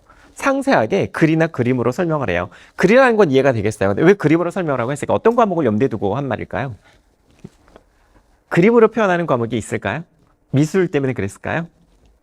상세하게 보여줘야 된대요. 수학 때문에 그런 거예요. 수학이 숫자로 뭔가 도표나 이런 거 나와야 되잖아요. 그래서 글이나 그림으로 설명하고 되어 있는 건데, 그러니까 서술하셔야 하는 건 상세하게 하라는 거니까 상세하게 하는 게 어떤 걸까? 어떻게 하는 게 상세하게 하는 걸까? 이제 그걸 생각을 해봐야 되잖아요. 그리고 여기 설명한다고 돼 있어요. 또 다른 반응 지표가 나온 거잖아요. 설명하시오가 나온 거잖아요. 그럼 설명하시오가 뭔가 봤더니 여기 있어요. 구체적인 사례를 들어 용어를 정의한다 그랬어요. 구체적인 사례를 드는 거. 그러니까 이거는 국어적 관점인 것 같아요. 설명하라는 것은 상대방이 이해시키라는 얘기잖아요. 쉽게 이야기하라는 거잖아요. 그러니 가장 쉬운 건 뭐가 될까요? 예를 들어주는 거죠. 그러니까 사례를 들어주는 것이 가장 적정한 방법인 것 같은데, 예를 들어서 수학과에서 물론 발문을 설명하시오 이런 말 쓸 것 같진 않아요. 계산하시오 이런 말을 쓰지, 예를 들어 수학과에서 설명하라고 한다면 구체적인 사례를 들어 설명할 수 있는 사례가 있나요? 수학에서 문제를 풀어야 되지 않을까요? 그러니까 교과가 조금 한정되어 있는 부분이 있기도 하는 것 같습니다. 그래서 이 반응 지시어는 교과마다 다 다를 수도 있고, 이게 정답은 아니잖아요. 이게 반드시 절대적인 기준입니다. 이건 아니고, 경기도 교육청에서 제시하는 건 이런 정도니, 일반적으로 이렇니, 내 교과에서는 이 해석에서 벗어나지 않는 정도 내에서 다시 구체화할 필요는 있다라는 것이 이제 저의 생각입니다. 그래서 저런 부분을 제가 활용을 해서 해봤더니, 이제 요거는 아까 이제 앞에 했으니 넘어가도록 하겠습니다. 자, 채점 기준표를 너무나 잘 하시니까 요것도 그냥 건너가고, 뒤에서 다시 설명을 드릴게요. 요건 다시 앞으로 갔다가 오겠습니다. 요거를 먼저 볼게요. 요 부분이요. 요 부분이 지금 수학평가 연계 주안점이라 되어 있긴 하는데, 이 부분 없으시죠? 죄송합니다. 이거를 제가 오늘 아침에 오자마자 만든 것 같아요. 죄송해요. 죄송합니다. 지금 수업평가 연계 주안점이라고 하는 부분으로 되어 있긴 한데요. 제가 무엇을 보여드리려고 하는지 이미 다 아실 거예요. 제가 뭘 보여드리려고 했을까요? 빨간 네모는 뭐고 파란 네모는 뭘까요? 네, 지금 말씀을 하셨잖아요. 지금 A부터 E까지 똑같은 워딩으로 되어 있잖아요. 설명 방법과 논증 방법의 개념. B에도, C에도, D에도, E에도. 그러면 제가 가르치는 모든 아이들은 뭐를 알고 있어야 되는 거예요? 설명 방법과 논증 방법이 뭔지를 알게 하라는 거예요. 그러니까 그거는 반드시 가르치라는 얘기잖아요. 근데 그건 아는 거는 다 똑같이 알지만 실행하는 정도는 다를 거잖아요. 그게 파란색 네모잖아요. 파란색 네모는 그럼 뭘까요? 네, 과정 기능인 거죠. 앞에 있는 것이 지식이라면 파란색 네모는 과정 기능인 거예요. A 수준을 봤더니 파악했어요. 그런 다음에 적절하게 평가를 해요. 타당성을 적절하게 평가를 해요. 근데 이제 애매한 용어가 나왔어요. 어떤 용어가 애매한가요? 네, 어떤 게 적절한 거예요? 적절한 게 어떤 걸까요? 네, 맞아요. 근데 생각해 보세요. A는 아까 범주로 따졌을 때 몇 퍼센트에서 몇 퍼센트까지인가요? 90에서 100까지잖아요. 그러니까 일반적인 특성인 거예요. 근데 제가 타겟을 할 때는 어디를 맞춰야 할까요? 90을 맞춰야 되잖아요. 그렇다면 이 문장을 보시고 90을 찾으실 수 있으세요? A의 꼴찌는 이런 걸 거야 라고 명료하게 설명하실 수 있는 지점이 있을까요? 저 적절하게라는 것이 무엇인지 막 나열을 해야 될 거예요. 타당성이 적절한 게 뭐지? 설명 방법과 논증 방법. 그럼 설명 방법에 대한 적절한 것이 있어야 되고 논증 방법에 대한 적절한 게 있어야 되잖아요. 그 적절한 걸 막 찾아내야 되는 거죠. 저 타당하게 하는 게 뭘까? 막 나열한 것 중에 그 중에 90%딱 해당되는 아이들은 이 정도까지 라고 제가 말을 할 수 있어야 되는 거예요. 하실 수 있으세요? 근데 앞으로 이제 그렇게 하라는 거예요. 문항을 출제하실 때 그렇게 하셔야 한다라는 얘기인 거예요. 근데 저는 되게 어려운 지점인데요. 저거는 그 말은 그건 것 같아요. 열심히 교육과정을 공부하세요. 그 말인 거죠. 그러니까 교육과정 열심히 보세요. 이 말인 거잖아요. 그런데 이제 B수를 보실래요? 어떤 단어가 빠졌나요? 적절하게가 빠졌어요. 그럼 생각해 보세요. 타당성을 평가했어요. 어떤 게 그냥 타당성을 평가하는 건가요? 적절하게 평가하는 거랑 타당성을 평가하는 거랑 뭔 차이가 있나요? 저는 저 적절하게라는 것이 도대체 어떤 걸까? 저게 이제 관건인 거죠. 그래서 A랑 B랑 헷갈려요. 근데 A가 뭔가를 막 설명해서 타당성을 설명했어요. 그럼 적절한 게 아닐까? A랑 B가 정말로 이게 구별이 되나? 그런 생각이 이제 들기도 하고요. 그럼 C를 봐보세요. C도 B랑 똑같지 않나요? 네, 다양하지 않나요? 네, B는 다양한 설명 방법과 논증 방법 다 알란 얘기고 C는 타당성만 그냥 하라는 건가요? 다양하진 못해도 이제 그런 부분이 되게 애매한 거죠. 저거를 도대체 어떻게 우리가 적정하게 할 수 있을까? 그 다음에 D를 한번 보세요. D는 부분적으로 평가하는 거래요. 그럼 부분적으로 평가하는 건 어떤 걸까요? 질적으로 부분적으로 평가하는 것이 있을 것이고 양적으로 부분적으로 평가하는 게 있을 거잖아요. 그럼 양적인 건 저희가 딱 떠오르죠. 숫자가 좀 줄면 돼요. 4개 중에 3개 정도 하면 돼. 뭐 2개 중에 뭐 하나만 알면 부분일 거야. 이렇게 생각을 하잖아요. 그럼 질적인 건요? 질적인 건 어떻게 해야 될까요? 너무너무 어렵죠. 저 부분을 저희가 고민을 해서 해야 논술형 평가된 채점이 제대로 나오는 것 같습니다. 그래서 제가 AI한테 물어봤을 때 AI가 질적인 걸 모르기 때문에 채점을 양적으로만 하는 거예요. 이 아이가 질적인 거에 대한 개념이 안 돼 있으니까. 근데 질적은 인간이 우리도 정립이 잘 안 되죠. 되게 힘들잖아요. 그냥 느낌으로 얘는 좀 잘한 것 같아. 얘는 중인데 얘는 조금 아닌데 이거 이렇게 할 수 있잖아요. 그런 부분이 좀 있는 것 같습니다. 그 다음에 2 봐보세요. 제한적인 거래요. 부분적인 거보다 제한적인 거는 그러면 하나 정도만 알면 제한인가요? 3개 중에 하나? 3개 중에 2개 알면 부분, 하나 하면 제한 이렇게 얘기를 해야 되나요? 양적인 거는 그게 가능할 수도 있지만 질적으로 갔을 때는 도대체 어느 게 제한적인 것일까? 그러니까 저희가 문해력을 굉장히 높이란 얘기인 것 같습니다. 그러니까 평가원이 저런 걸 요청을 했어요. 도대체 진술된 것이 적절하게 하는 거랑 그냥 하는 거랑 우리는 구별 못한다.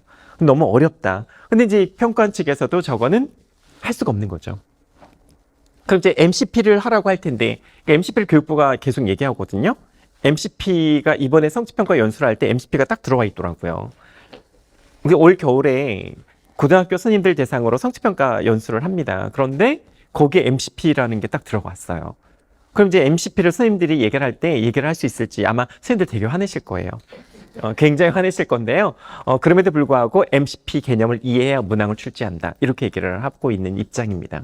자, 그렇다면 이 MCP라고 하는 그 개념 속에서 저희가 뭔가 설명을 해야 될 텐데 이 교육과도 요 하나 가지고 저희가 알 수 있을까? 요거 가지고 알 수 없잖아요. 그런 핵심 아이디어도 봐야 되고 성취기로 해설도 봐야 되고 다 이제 모든 걸 다 봐야 되는 거죠. 그래서 이전 교육 과정도 봐야 되고 또 이제 제일 중요한 거는 문서만 보는 게 아니라 더 중요한 거는 교사 간의 협의가 중요한 거죠. 나는 이제 동료 교사끼리 적절한 건 우리 이 정도까지 합시다. 이 협의가 이제 있어야 되는 거고 그냥 타당성을 평가하는 건 이 정도로 합시다. 할 수 있는 거. 부분적인 건 요거 정도로 합시다. 이 합의가 이루어지는 과정이 되게 중요한 것 같습니다. 그런 걸 교육부나 교육부에서 막 강조하고 있는 것 같고요. 네, 요 이제 그 밑에 있는 건 이제 마찬가지인 거죠. 그러니까 설명의 대상을 특성하는 것은 모든 아이들이 다 알아야 되는 건 맞는데 그렇다면 그걸 어떻게 알아야 되느냐? 효과적으로 드러나게 하느냐, 그냥 드러나게 하느냐. 그럼 효과적으로라는 부사어가 문제인 거잖아요. 효과적으로 하는 게 뭐냐? 설명 방법에 대한 효과적인 게 뭐냐? 어떤 게 효과적이냐? 요거를 이제 저희가 교사 협의를 통해서 그러니까 찾아내라는 얘기인 것 같습니다. 그 나머지 똑같잖아요. 부분적으로, 제한적으로 다 위계가 다 똑같이 저렇게 진술되어 있죠. 이제 그 부분을 저희가 같이 얘기를 해야 되는 그런 시간이 필요하다 이 얘기인 거고요. 그래서 다시 이제 앞으로 돌아가면 이건 것 같습니다. 이제 이거는 평가원에서 갖고 온 자료인데요. 평가원에서 이 표를 보여줬을 때는 이거는 논수량 평가를 위한 게 아니에요. 서술형 평가를 위한 겁니다. 그러니까 지필평가에서의 선논수량 평가였던 거예요. 그러니까 수행평가에서는 아니고요. 그러다 보니 위에 부분에 보면 한 문장으로 진술했느냐, 또는 한 문장 초과했느냐 이런 게 있는 거잖아요. 그걸 한 문단으로 썼느냐 뭐 이런 거. 이제 저런 기준이 있었는데요. 근데 이제 제일 중요한 것은 이제 그런 것도 그런 것이지만 지금 밑에 네모 박스 치면 1번부터 8번까지가 있잖아요. 그러니까 1번이 무엇인지를 봐야 되는 거죠. 1번이 뭐라고 되어 있나요? 네, 성취 기준에 부합했느냐. 그러니까 성취 기준을 꼭 보라는 얘기예요. 그러니까 수업을 운영하시든 평가를 운영하시든 성취 기준을 무조건 보시고 하셔야 되는 거고 성취 기준을 보시면 반드시 따라서 오는 게 뭔가요? 아까 보여드렸던 성취 수준인 거죠. 성취 수준을 꼭 보셔야 되고 그러니까 문항을 출제하실 때는 성취 기준별 성취 수준까지만 보셔도 상관없습니다. 하지만 무슨 성취 수준도 있나요? 영역별 성취 수준도 있고 학기 단위 성취 수준도 있잖아요. 근데 영역별 성취 수준까지는 교육부가 다 자료를 제공해 주죠. 근데 학기 단위 성취 수준은 선생님들이 만드셔야 되잖아요. 근데 뭘 보고 만드시나요? 네, 아까 그거요. 성취 기준의 성취 수준을 보고 만드시든 영역별 성취 수를 보고 만드시든 그거를 가지고 만드셔야 되잖아요. 그냥 단순하게 묶으셔도 되고 재구성하셔도 되지만 임의대로 변경하시면 될까요? 안 될까요? 안 되죠. 우리 학교 아이들은 공부를 너무 못하니까 나는 A 수준에 있는 걸 B 수준으로 A로 하별일 거야. 이러시면 될까 안 될까요? 안 되는 거죠. 그러니까 수준은 국가가 제시한 거는 그 수준을 지켜주시고 거기서 내에서만 재구성을 하셔야 되는 거예요. 그런 부분을 이해하시면 되고 결국은 제가 또 말씀드리지만 성취 기준이 되게 중요하구나. 그러니까 교육 과정이 되게 중요하구나. 그 얘기인 거고요. 뭐 논술형 평가든 뭐 지필 평가든 뭐 수업이든 성취 기준은 반드시 갖고 가야 되는 거구나라는 얘기고 그 2번도 결국은 성취 기준에 근거한 거잖아요. 지식의 과정에는 같이 다 어디에 녹아 들어가 있나요? 성취 기준에 녹아 들어가 있잖아요. 결국 성취 기준이 뭐라는 얘기고요. 세 번째 것도 봐보세요. 다양한 상황이나 맥락에 적용할 수 있는지 구성했는지를 확인해봐라. 그러니까 저건 전이가 일어나는 문항이냐 아니냐 그거잖아요. 학생의 삶의 맥락과 연결되어 있느냐 안 되느냐 뭐 그런 문항인 거고 그다음에 4번 같은 경우는 고차적인 사고 능력이냐 그러니까 논술이라면 고차적인 사고 능력을 측정해야 되는 게 맞는 거잖아요. 그다음에 5번은 이제 그때부터 이제 이때부터는 문항과 관련된 직접적인 문항인 거죠. 채점 기준표가 맞냐 그다음에 수행 수준 변별이 되냐 그다음에 채점 기준이 명료하냐 그러니까 이 부분이 하나, 둘, 셋 전부 다 채점 기준이잖아요. 그러니까 그거는 뭐 때문에 채점 기준을 이렇게 강조하는 걸까요? 뭐 때문에 저렇게 채점 기준을 강조하나요? 공정하게 채점하라는 얘기죠. 공정하게 채점해야 민원이 이제 없잖아요. 저희는 이제 민원 때문에 조금 걱정들을 많이 하시잖아요. 지필평가에 선운수량 평가 출제하시나요? 중학교는 강제적으로 하게 되어 있죠. 근데 고등학교 혹시 출제하시나요? 잘 출제 안 하려고 하시죠? 네, 안 하려고 하시죠. 네. 작년에 전국에 있는 선운수량 평가를 출제하는 것을 확인을 해봤었어요. 제일 출제 안 하는 지역이 어딘지 아시죠? 네, 우리 경기도예요. 우리 경기도가 제일 출제를 하지 않아요. 왜 출제를 제일 많이 안 할까요? 제일 앞서면서도. 네, 민원 때문에요. 민원 때문에 채점이 좀 어려워서 지필평가 반영 안 하시려고 하는 것 같아요. 근데 내년도부터는 조금씩 하셔야 되지 않을까. 이제 확대한다고 했을 때는 어떻게 확대하라는 말은 없잖아요. 근데 어떻게 안에, 그 하워 안에 여러 가지 방법이 있을 거잖아요. 지필평가에 넣는 방법도 있지 않을까요? 이제 그런 부분을 생각한다면 내년부터는 저희가 조금 반영해야 되는 분위기가 아닐까 하는 생각도 잠시 해봤습니다. 근데 이제 이런 관점을 가지고 이제 문항을 개발을 하라는 거 너무나 당연한데요. 이제 이런 것이 당연히 잘 되어 있어야 AI가 채점을 할 때 필요하다는 거죠. 저 결국은 그런 생각이 들어요. 제가 이 강의 자료를 준비하면서 AI 논술형 평가 했을 때 결국은 AI에 대한 도구에 대한 설명을 해야 되나? 근데 도구가 중요한 게 아니더라고요. 도구는 이미 있어요. 그런데 문항을 출제할 때 어떻게 출제하느냐를 알고 도구를 활용해야 되는 것이지 이 제목은 AI라고 했으니 AI 도구 활용하는 것만 설명을 한다면 그건 도구 활용에 그치더라고요. 그래서 정말로 논술형 평가를 하려면 뭐 해야 되는지 뭘 살펴봐야 되는지 어떤 관점을 봐야 되는지를 명확하게 알고 들어가야 어떤 AI를 쓰든 문항은 오류가 없을 수가 있고 잘 출제가 되는 것 같습니다. 이건 이제 수업과 관련된 얘기인 거고요. 요 부분을 한번 보실래요? 이제 여기에 이제 국어과가 아니신 분도 계실 텐데요. 이거는 이제 아까 그 성취 기준을 보고 또 성취수를 가지고 와서 제가 말씀을 드리려고 하는 건데요. 이거를 출제하신 분께서는 지금 이렇게 의도를 이렇게 설명을 하셨어요. 근데 평가 요소가 두 개네요. 설명 방법 파악하기랑 설명 방법 활용하여서 글쓰기라고 하는 것을 평가 요소로 도출하셨는데 그리고 1차 시부터 11차 시까지 이루어지게 했어요. 저 두 성취 기준을 가지고. 근데 제가 이제 이 선생님의 수업은 실제적으로 이게 이루어진 건지 안 이루어진 건지는 모르지만 저거를 출제하신 분의 의도를 제가 한번 생각을 해봤습니다. 저는 이제 중학교는 아니니까요. 9기면 중학교잖아요. 고등학교가 아니잖아요. 그래서 제가 생각을 해봤을 때 관점을 지금 앞에서 제가 여러 가지를 말씀드렸잖아요. 뭐 사고의 범위도, 사고의 뭐 수준도 등등등을 얘기를 했고, 그다음에 위계가 있고 뭐 등등등을 생각을 해봤을 때 그렇다면 우리 교육 과정에는 제일 먼저 핵심 아이디어가 있으니 핵심 아이디어에서 뭘 묻는지를 먼저 봐야 되겠구나라는 생각을 했습니다. 그래서 저는 딱 핵심 아이디어를 봤을 때 이런 말들이 있었어요. 능동적 의무 구성한다. 그 다음에 목적 달성을 위한 것이다. 문제 해결이다. 소통이다. 이런 워딩들이 있더라고요. 그래서 결국에는 이 두 성취 기준, 쉽게 말하면 02번은 국어 같은 경우에는 듣기 말하기가 01이에요. 그 다음에 읽기가 02번이에요. 그럼 이건 읽기란 얘기잖아요. 9903이잖아요. 03은 쓰기예요. 듣기 말하기, 읽기, 쓰기 이렇게 나갑니다. 그럼 이제 읽기와 쓰기를 성취 기준으로 갖고 와서 문항을 하신다는 거잖아요. 근데 두 가지를 다 읽어봤을 때 두 개 공통적으로 들어가는 건 능동적으로 의미를 구성하는 거예요. 읽기도 능동적인 의미로 구성하는 것이고 쓰기도 능동적으로 의미를 구성하는 거다라고 돼 있어요. 그리고 목적을 달성하기 위해서 하는 것이다. 쓰는 것도 읽는 것도 목적을 달성하기 위한 것이다라고 돼 있고 그 다음에 문제를 해결하기 위한 것이다. 소통을 위한 것이다. 이렇게가 되어 있습니다. 그렇다면 이제 저것들이 이제 개념이 될 수가 있는 거잖아요. 소통을 위한 거구나.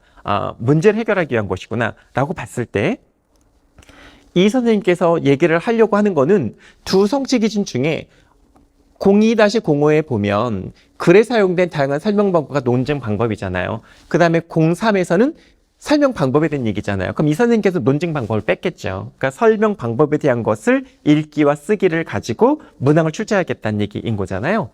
그래서 보니까 읽기라고 하는 거는 이해하는 거고 그 다음에 쓰기는 표현하는 거잖아요. 그럼 이해와 표현을 같이 융합해서 하시겠다는 거구나. 교과 내 영역을 융합하시겠다는 거구나로 파악을 해서 저는 이 선생님께서 수업을 쭉 이렇게 하셨을 때 저희가 생각한 요거였었어요.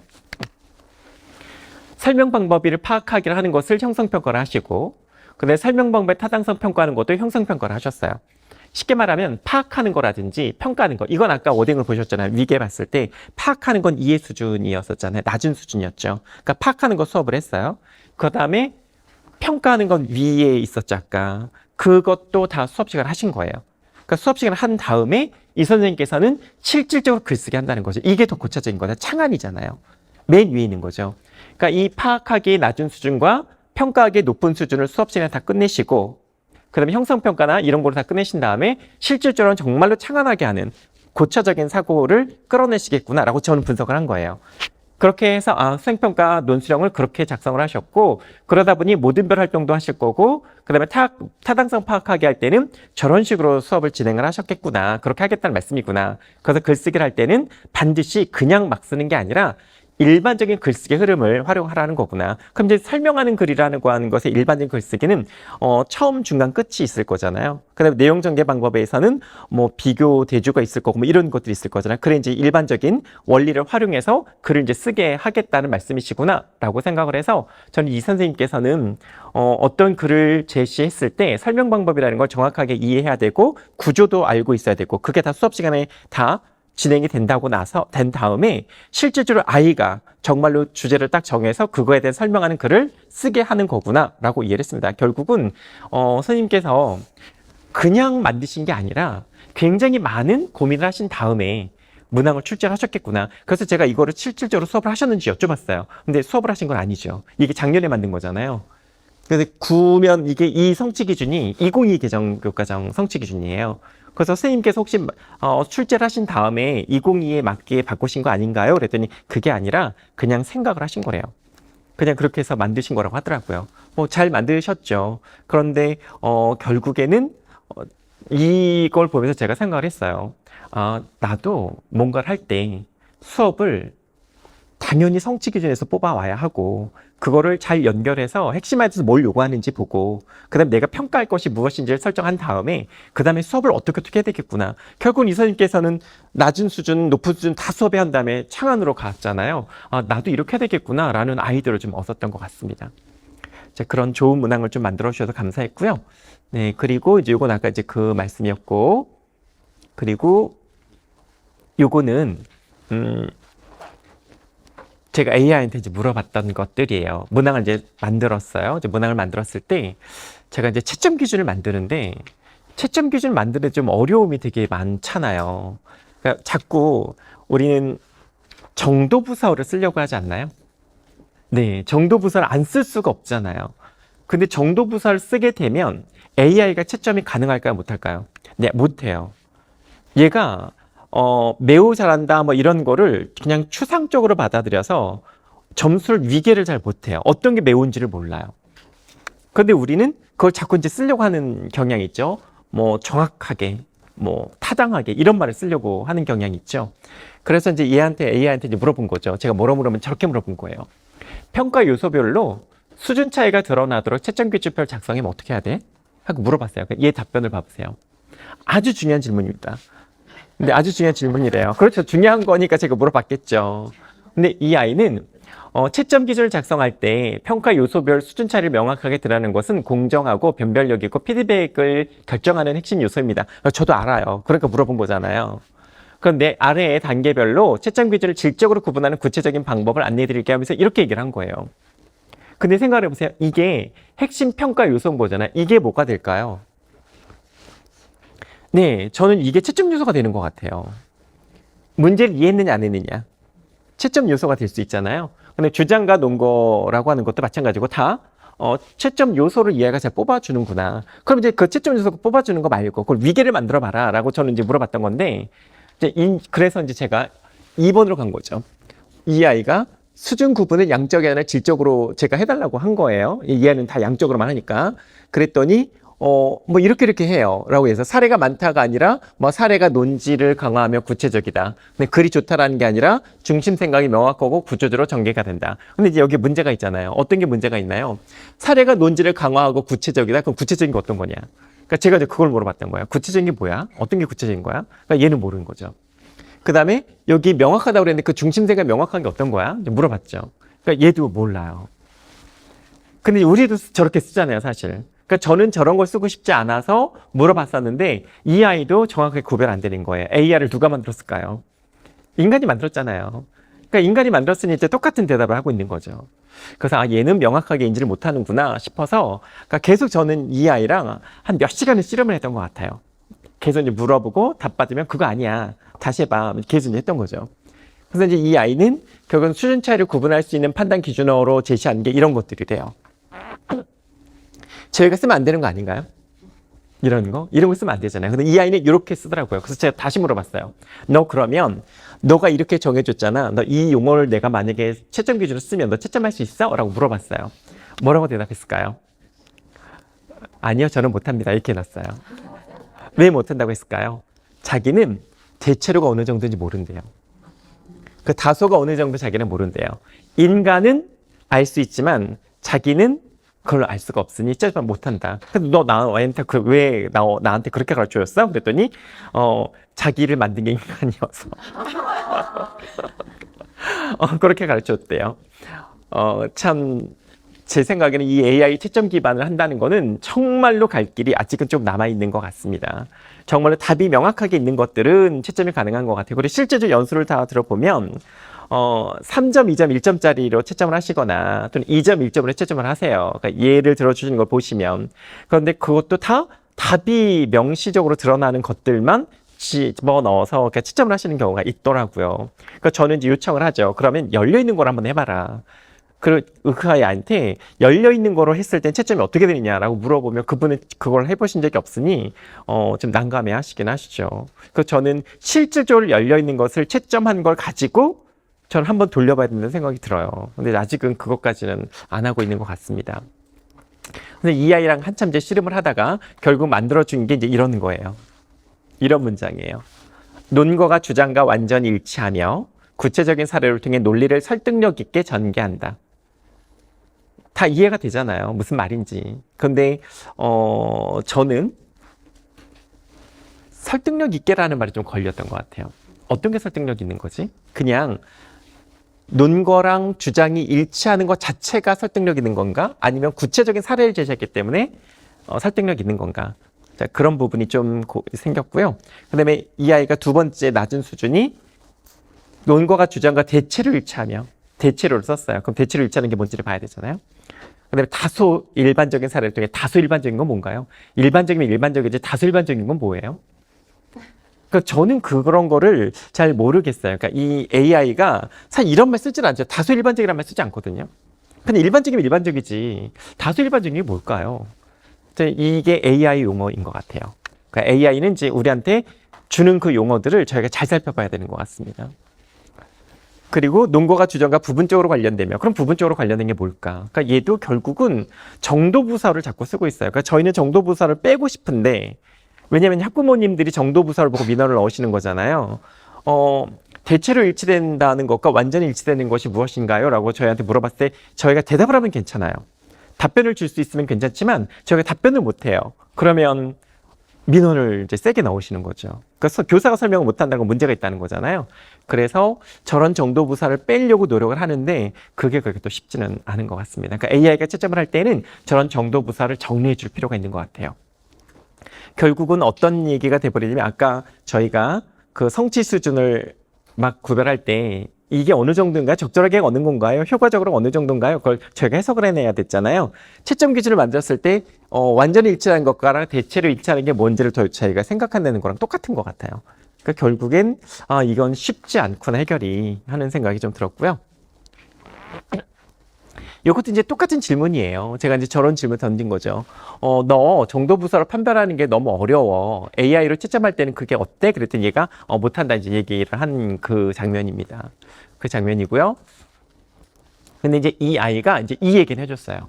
여기 보시면 AI 채점을 위한 수준 구분 방식, 그러니까 정도 부사 대신에 뭘 써야 하나. 제가 이제 그걸 물어봤을 때 이 이야기 답변해 준 것이 이렇게 해놨어요. 근거가 대체로 타당하다 대신에 근거가 주장함이 있고 근거가 주장과 일치하며 사례 또는 사실 기반 설명을 한 개 이상 포함한다. 명쾌하게 설명을 해줬죠. 근데 문제가 있어요. 뭐가 문제가 있을까요? 한 개 이상, 두 개, 양쪽으로 가요.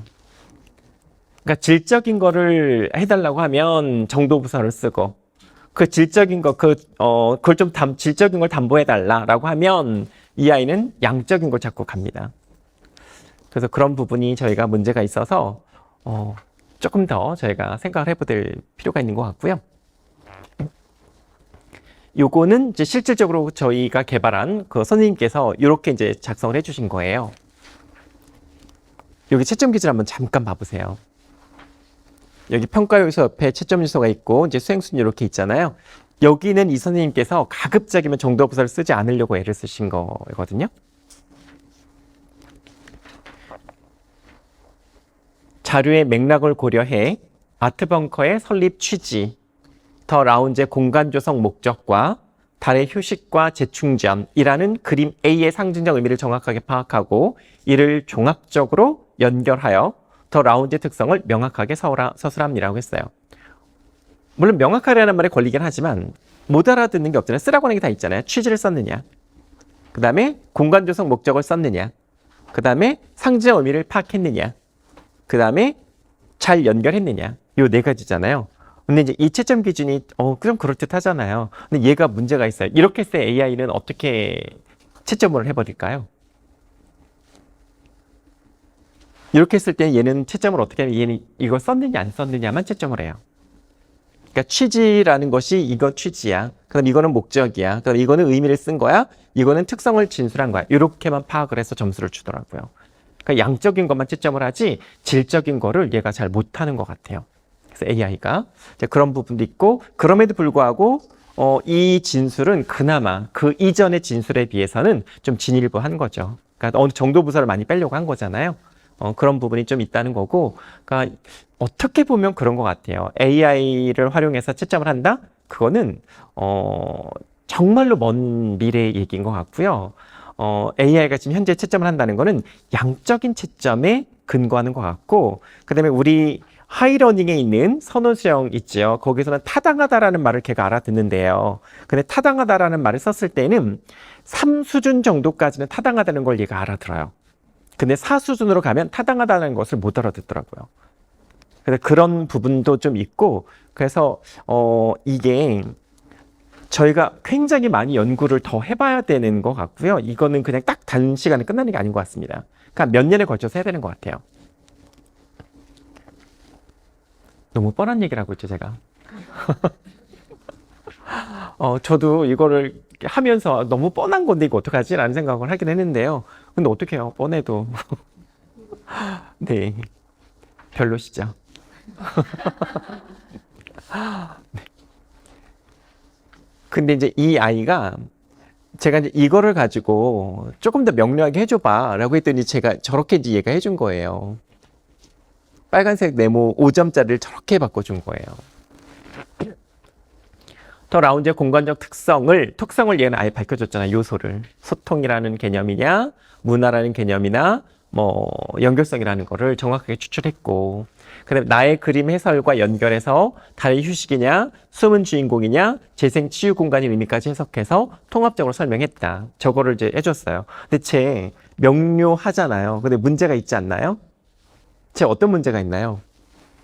얘로 했을 때에는 이런 거 쓰라는 거구나 알겠어요. 근데 쟤로 했더니 뭐가 되나요? 제가 답이에요. 채점 기준의 답을 쓴 거잖아요. 저거 공개하실 수 있으세요? 지필평가에서는 공개하실 수 있죠. 나중에 그 시험 보고 나서는 하실 수 있잖아요. 근데 수행평가에서는 저렇게 공개하실 수 있나요? 그럼 애들이 다 저거를 쓰라는 얘기로 알아듣고 다 저걸 쓰죠. 그럼 평가 의미가 없잖아요. 그러니까 결국엔 이런 딜레마 있는 것 같아요. 명료하게 하려고 하면 거의 정답에 가까운 거. 그쵸? 명료하게 하려면 정답에 가깝게 해야 되잖아요. 근데 명료하게 안 하려고 했더니 정도부사가 나타나는 거. 그러니까 좀 딜레마인 것 같습니다. 그러니까 저건 되게 어려운 것 같고요. 그래서 저는 얘는 지필평가용으로 하고 얘는 수행평가용으로 해야 되지 않나 하는 생각도 해봤습니다. 네, 요거는 네, 지금까지 제가 이제 말씀드린 얘기들이 이제 다 이 안에 들어가 있고요.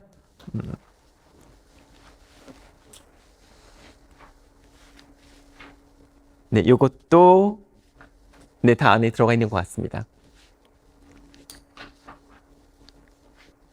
네, 그럼 요걸 한번 봐보실래요? 이번에 이제 개발된 자료예요.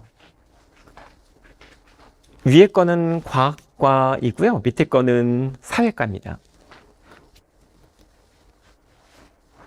제가 빨간색 네모를 왜 쳤을까요?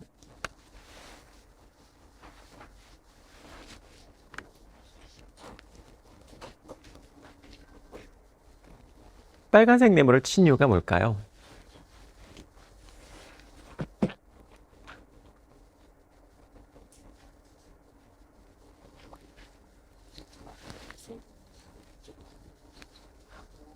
네네.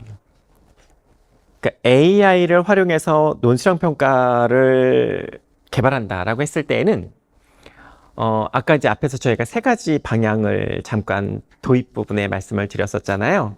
그런데 아마 선생님들께서 가장 궁금해 하시는 거는 AI를 활용해서 문항을 제작하는 거에는 크게 그렇게 관심이 없으실 수 있어요. 그리고 AI를 활용해서 평가에 임하게 하는 거, 그것도 위험하다라고 생각하실 수 있어요. 재밌기는 해요. 재미는 있잖아요. 하지만 그거를 진짜로 시행을 했을 때 점수를 부여할 수 있을까에 대한 고민이 있으세요. 그런데 선생님들께서 가장 관심 있으신 거는 AI를 활용한 채점은 어떻게 될까? 이게 궁금하실 것 같아요. 왜냐하면 어떻게 보면 AI가 채점을 해주면 쉽잖아요. 그러니까 교사의 보조 수단으로서 적절하게 활용할 수가 있잖아요. 이제 그렇기 때문에 이 AI 채점하는 거는 정말 관심이 많으신데, 그러려면 정말 잘 알아야 되는 것이 채점 기준 작성이란 말이죠. 채점 기준은 AI가 작성해주기도 하잖아요. 그러니까 하이러니에 들어가 보시면 AI가 평가 요소도 도출하고 채점 기준도 만들어줘요.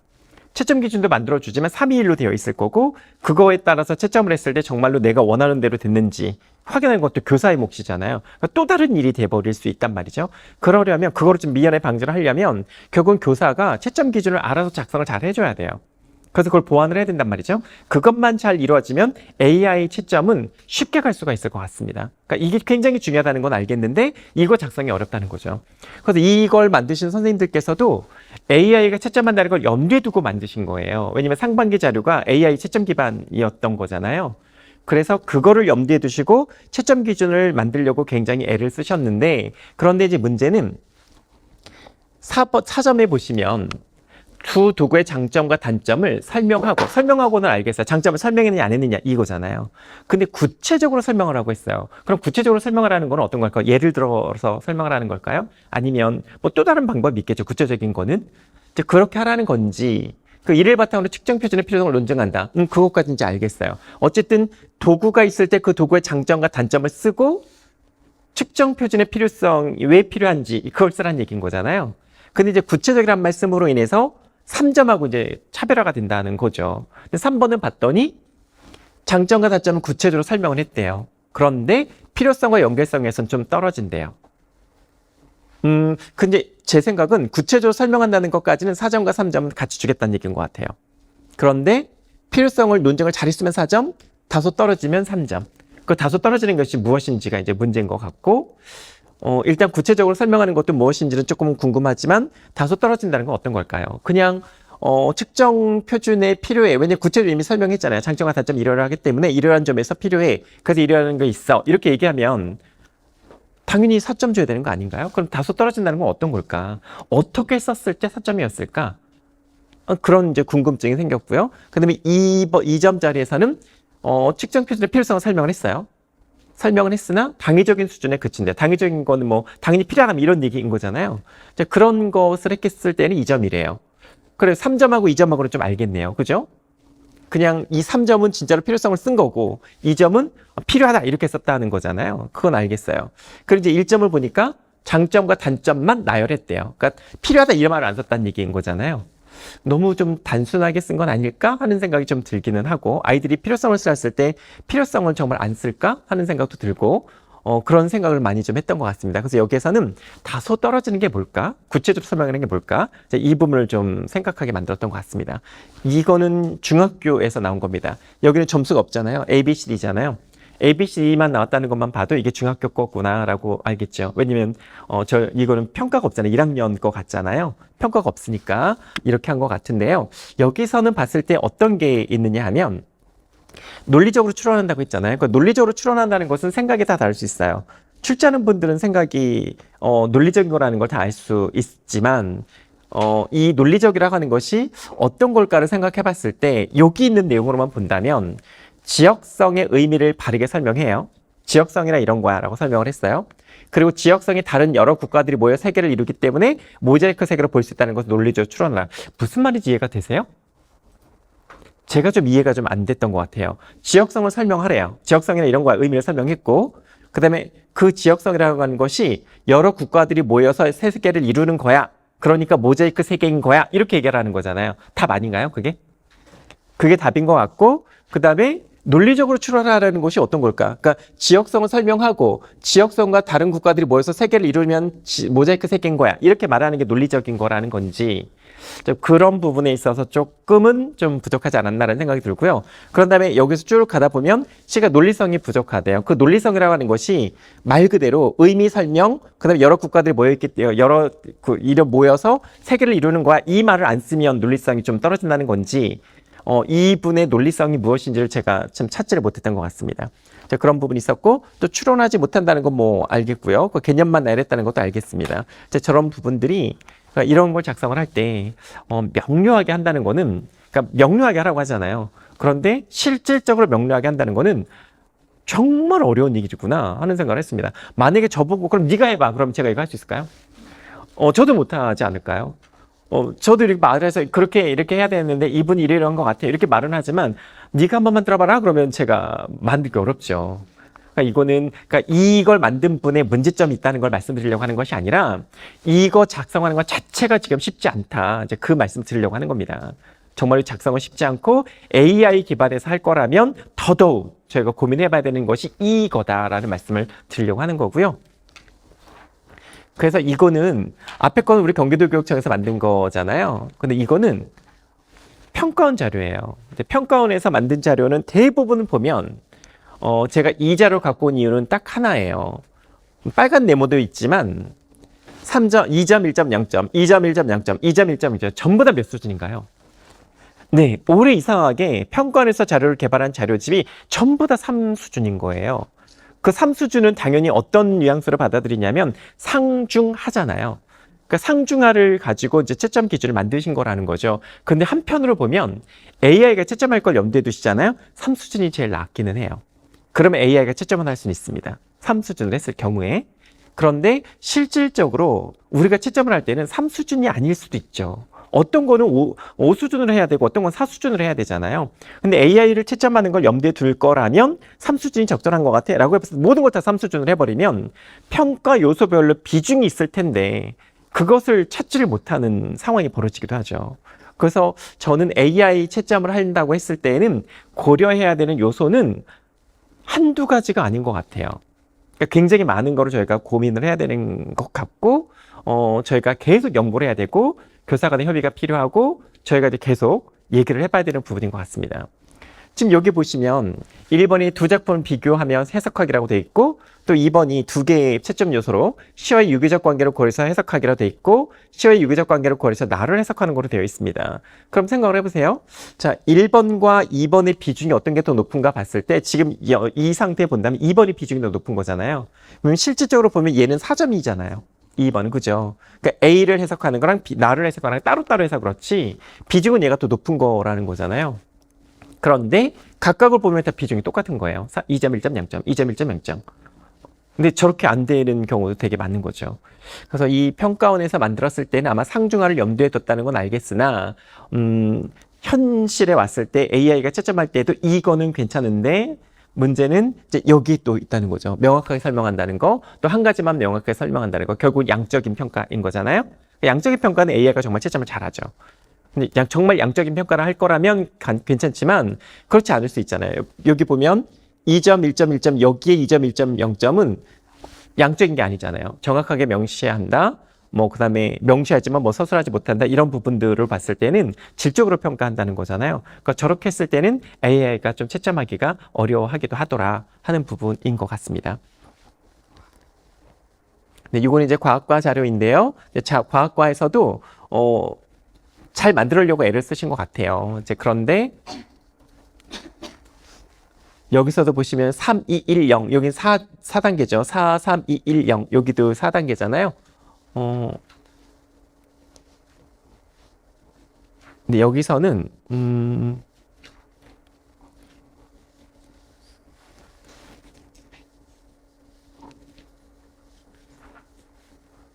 근데 제 과학과 같은 경우는 좀 제가 설명을 드리기는 어려우나 이런 게 있는 것 같아요. 제 과학은 거의 답이 있는 경우가 많죠. 그러니까 사회도 어느 정도 답이 있는 것 같고 역사도 어느 정도 답이 있는 것 같아요. 그런데 이제 국어라든지 이제 영어라든지 이제 이런 교과들은 답이 딱 정해져 있지 않은 경우가 있는 것 같습니다. 그래서 이런 거를 할 때 보면 과학과 같은 경우는 어느 정도 분류가 되는 것 같아요. 근데 이제 언어 교과라든지 이런 교과들은 좀 분류가 지금 아직은 좀 어려운 것 같다라는 생각이 들고요. 한번 살펴보시고 그다음에 이제 제가 마지막으로 말씀드리려고 이제 요 부분이에요. 그러니까 오늘의 포인트는 이제 여기라고 생각하시면 될 것 같습니다. 앞에랑 연결되는 얘기이긴 하지만 발문을 구성할 때는 당연히 반응 지시어가 중요한데 그 반응 지시어는 당연히 무엇을 어떻게 쓰라고 하는 건지가 되게 중요하다. 그러니까 AI가 또 특히 채점을 하게 할 거라면 저 반응 지시어 활용을 잘 해야 된다. 그런데 그럴 때 예를 들면 여기 이제 서술하시오부터 시작해서 판단하시오까지 쭉 있잖아요. 근데 이제 여기 밑에 보시면 좋은 발문의 예시를 하나 뒀어요. 가와 나의 자료를 바탕으로 초보 운전 표지 의무화에 대한 찬성 측 주장과 그 이유 그리고 핵심 문제 쟁점을 서술하시오라고 했어요. 그럼 아까 이제 서술하시오가 뭔지를 저희가 봤었잖아요. 그러니까 서술하시오는 저기 옆에 써 있는 것처럼 상세하게 설명하는 게 서술하시오라고 했잖아요. 그럼 상세하게 설명하는 게 어떤 건지를 이제 봐야 될 텐데 그럼 이제 이 설명하다라는 것도 또 있었잖아요. 여기 설명한다는 것은 구체적인 사례를 들어서 그렇다면 상세하게 설명한다는 건 구체적인 사례를 들어서 설명하라는 얘기인 거잖아요. 그렇게 봤을 때 얘가 그거에 맞는지를 봐야 되잖아요. 초보 운전 표지 의무화에 대한 찬성 측 주장과 이유. 저거는 서술하는 거랑 관련이 있는 반응 지시어일까를 생각을 해봐야 될 것 같아요. 저는 차라리 논증하시오가 낫지 않나? 왜냐면 논증하시오는 여기 보시면 주장이 나와요. 이유와 근거가 나와요. 그걸 설명한 논증하시오라는 반응 지시어가 맞는 것 같아요. 그렇다면 저는 차라리 저 핵심 문제 쟁점을 서술하시오가 아니라 그거에 대해 논증하시오가 더 적절하지 않았을까라는 생각이 듭니다. 그래야 나중에 애가 주장을 썼는지 안 했는지 채점 요소가 나올 것이고 또 이유와 근거를 들어 설명했는지 안 했는지 채점 요소가 돼서 수준에 따라서 진술할 수 있지 않을까 하는 생각이 들었고요. 결국은 이런 것 같습니다. 여기서 뭔가를 이제 상세하게 설명을 하고 있을 때 이분 이제 서술하시로 썼잖아요. 서술하시오라고는 저 진술 안에 상세하게 뭔가를 설명을 하고 했다면 그 상세하게라는 것이 어떻게 쓰는 것일지 고민을 해봐야 되잖아요. 그러니까 저는 국어과 입장에서 생각을 해봤어요. 상세하게라고 하는 것은 시간적 순서에 따라서 쓰든 공간적 순서에 따라 쓰든 논리적 순서에 따라 쓰든 어쨌든 뭔가를 명료하게 진행하는 과정을 다 보여줘라 라고 이해를 한 것 같아요. 그래서 저 상세하게라고 하는 것을 저는 이제 국어적 입장에서 저렇게 해석해서 이런 것을 시간적 순서나 공간적 순서, 논리적 순서로 설명한다면 얘는 이제 어떤 순서에 적합하게 설명을 해야 될까요? 주장과 이유와 이런 거니까 논리적인 순서겠죠. 그 논리적인 순서로 설명을 하면 상세하게 설명한 거구나 라고 저는 이해를 하기는 했습니다만, 그래도 더 정확한 건 이 여기에 이유와 뭐 이런 걸 쓰라고 했으니 논증하라고 하는 것이 더 낫지 않았을까라는 생각이 좀 들었다는 말씀이고요. 네. 아이고, 한숨을 쉬셔서. 네, 제가 좀 이따 끝내드릴게요. 지금 힘드시죠? 너무 피곤하세요. 어떡해요. 제가 막 재밌게 이끌어야 되는데 재밌게 이끌지 못해 죄송해요. 너무 어려운 얘기지만 너무 뻔한 얘기인 거잖아요. 그래서 뭐 어떻게 제가 더 말씀을 드려야 할까요? 신경질 나시죠? 네, 그렇진 않으신가요? 네. 네, 제가 앞에 이제 반응 지시어에 대한 얘기를 했을 때, 네, 이제 저 반응 지시어에 대한 설명이 뭔지를 이제 경기도교육청에 제시한 게 있다고 했잖아요. 이제 그거를 가지고 제 나름대로 제 교과 입장에서 구체화할 필요가 있다. 그래서 저는 이 서술하시오라고 했을 때 이 선생님이 한 거는 아마 논리적인 순서로 쓰라고 하는 걸로 겠구나라고 이해는 했지만, 차라리 논증하시라고 했다면 뭐뭐뭐 쓰는 건지는 명쾌하게 드러나지 않았을까라고 말씀을 드렸잖아요. 근데 이게 잘 됐다 잘못됐다는 게 아니고 이건 저의 생각인 거예요. 그러니까 이게 반드시 이렇게 됩니다라고 말씀을 드린 게 아니고 교과별로 또 선생님들별로 다르게 해석하실 수 있잖아요. 이제 그 지점을 잘 포착을 하되 경기도교육청에서 제시한 반응 지시에서 벗어나지 않게 해야 된다. 이 말씀을 드리려고 한 거고요. 이제 그거를 바탕으로 했을 때 저는 이제 반응 지시가 그럼 왜 필요한가? 이제 줄글을 제가 포럼으로 써놨잖아요. 저는 그런 것 같아요. 그러니까 IB에서도 평가 리터러시를 위해서 반응 지시어가 되게 중요하다고 얘기를 하는데, 우리 경기도교육청에서도 평가 리터러시를 중요하게 생각하는 지점이면 어떨까 하는 생각이 들었는데요. 그럼 반응 지시어를 본다면 그 반응 지시에 따라서 학생들이 무엇을 어떻게 쓰는지를 이해하면 조건이 필요 없을 수도 있을 것 같고요. 그것뿐만 아니라 조건을 제시하지 않아도 아이들이 이제 답을 당연히 쓸 거라는 것뿐만 아니라 그 반응 지시어에 의해서 논술형 평가 문항의 유형이라든지 형식이라든지 또는 수행 수준이나 채점 기준이라든지 또는 예시 답안 같은 경우도 다 연결되게 할 수 있지 않을까 하는 생각이 저는 이제 개인적으로 들었던 거고요. 그래서 저 같은 경우에는 만약에 그런 걸 쓴다면 이제 이런 거죠. 여기에 이제 보시면 분석하시오라는 지시어가 요구하는 이게 뭐가 있을 거잖아요. 뭘 분석하냐. 그러니까 구체적인 뭔가가 필요할 거잖아요.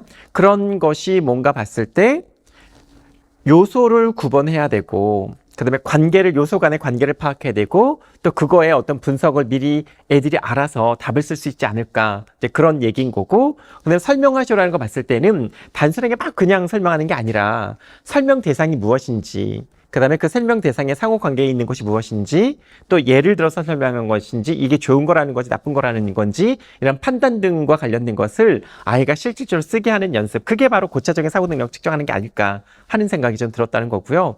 그래서 여기 비교하시오라는 걸 만약에 발문을 쓰셨다면 공통점과 차이점이라는 걸 쓰란 얘기로 알아들어서 공통점과 차이점을 쓴 것이 채점 요소에 들어가야 한다는 거고요.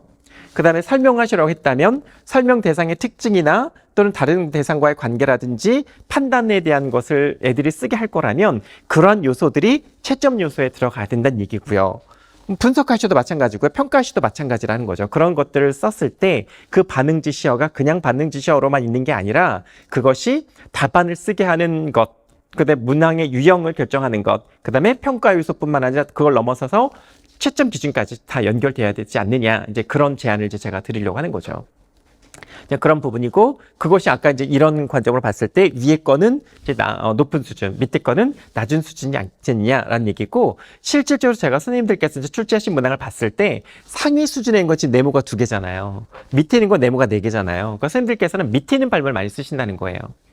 고차적인 사고 능력을 측정할 거다라고 했을 때는 저 위에 있는 발문들을 쓰셔야 되는 거죠. 확장적 사고 유도할 수 있는 그런 워딩들을 써야 되는데, 행위동사를 써야 되는데, 현재 우리가 하고 있는 거는 이제 밑에 걸 많이 쓰고 있더라. 왜 밑에 걸 많이 하고 있을까요? 답이 있으니까요.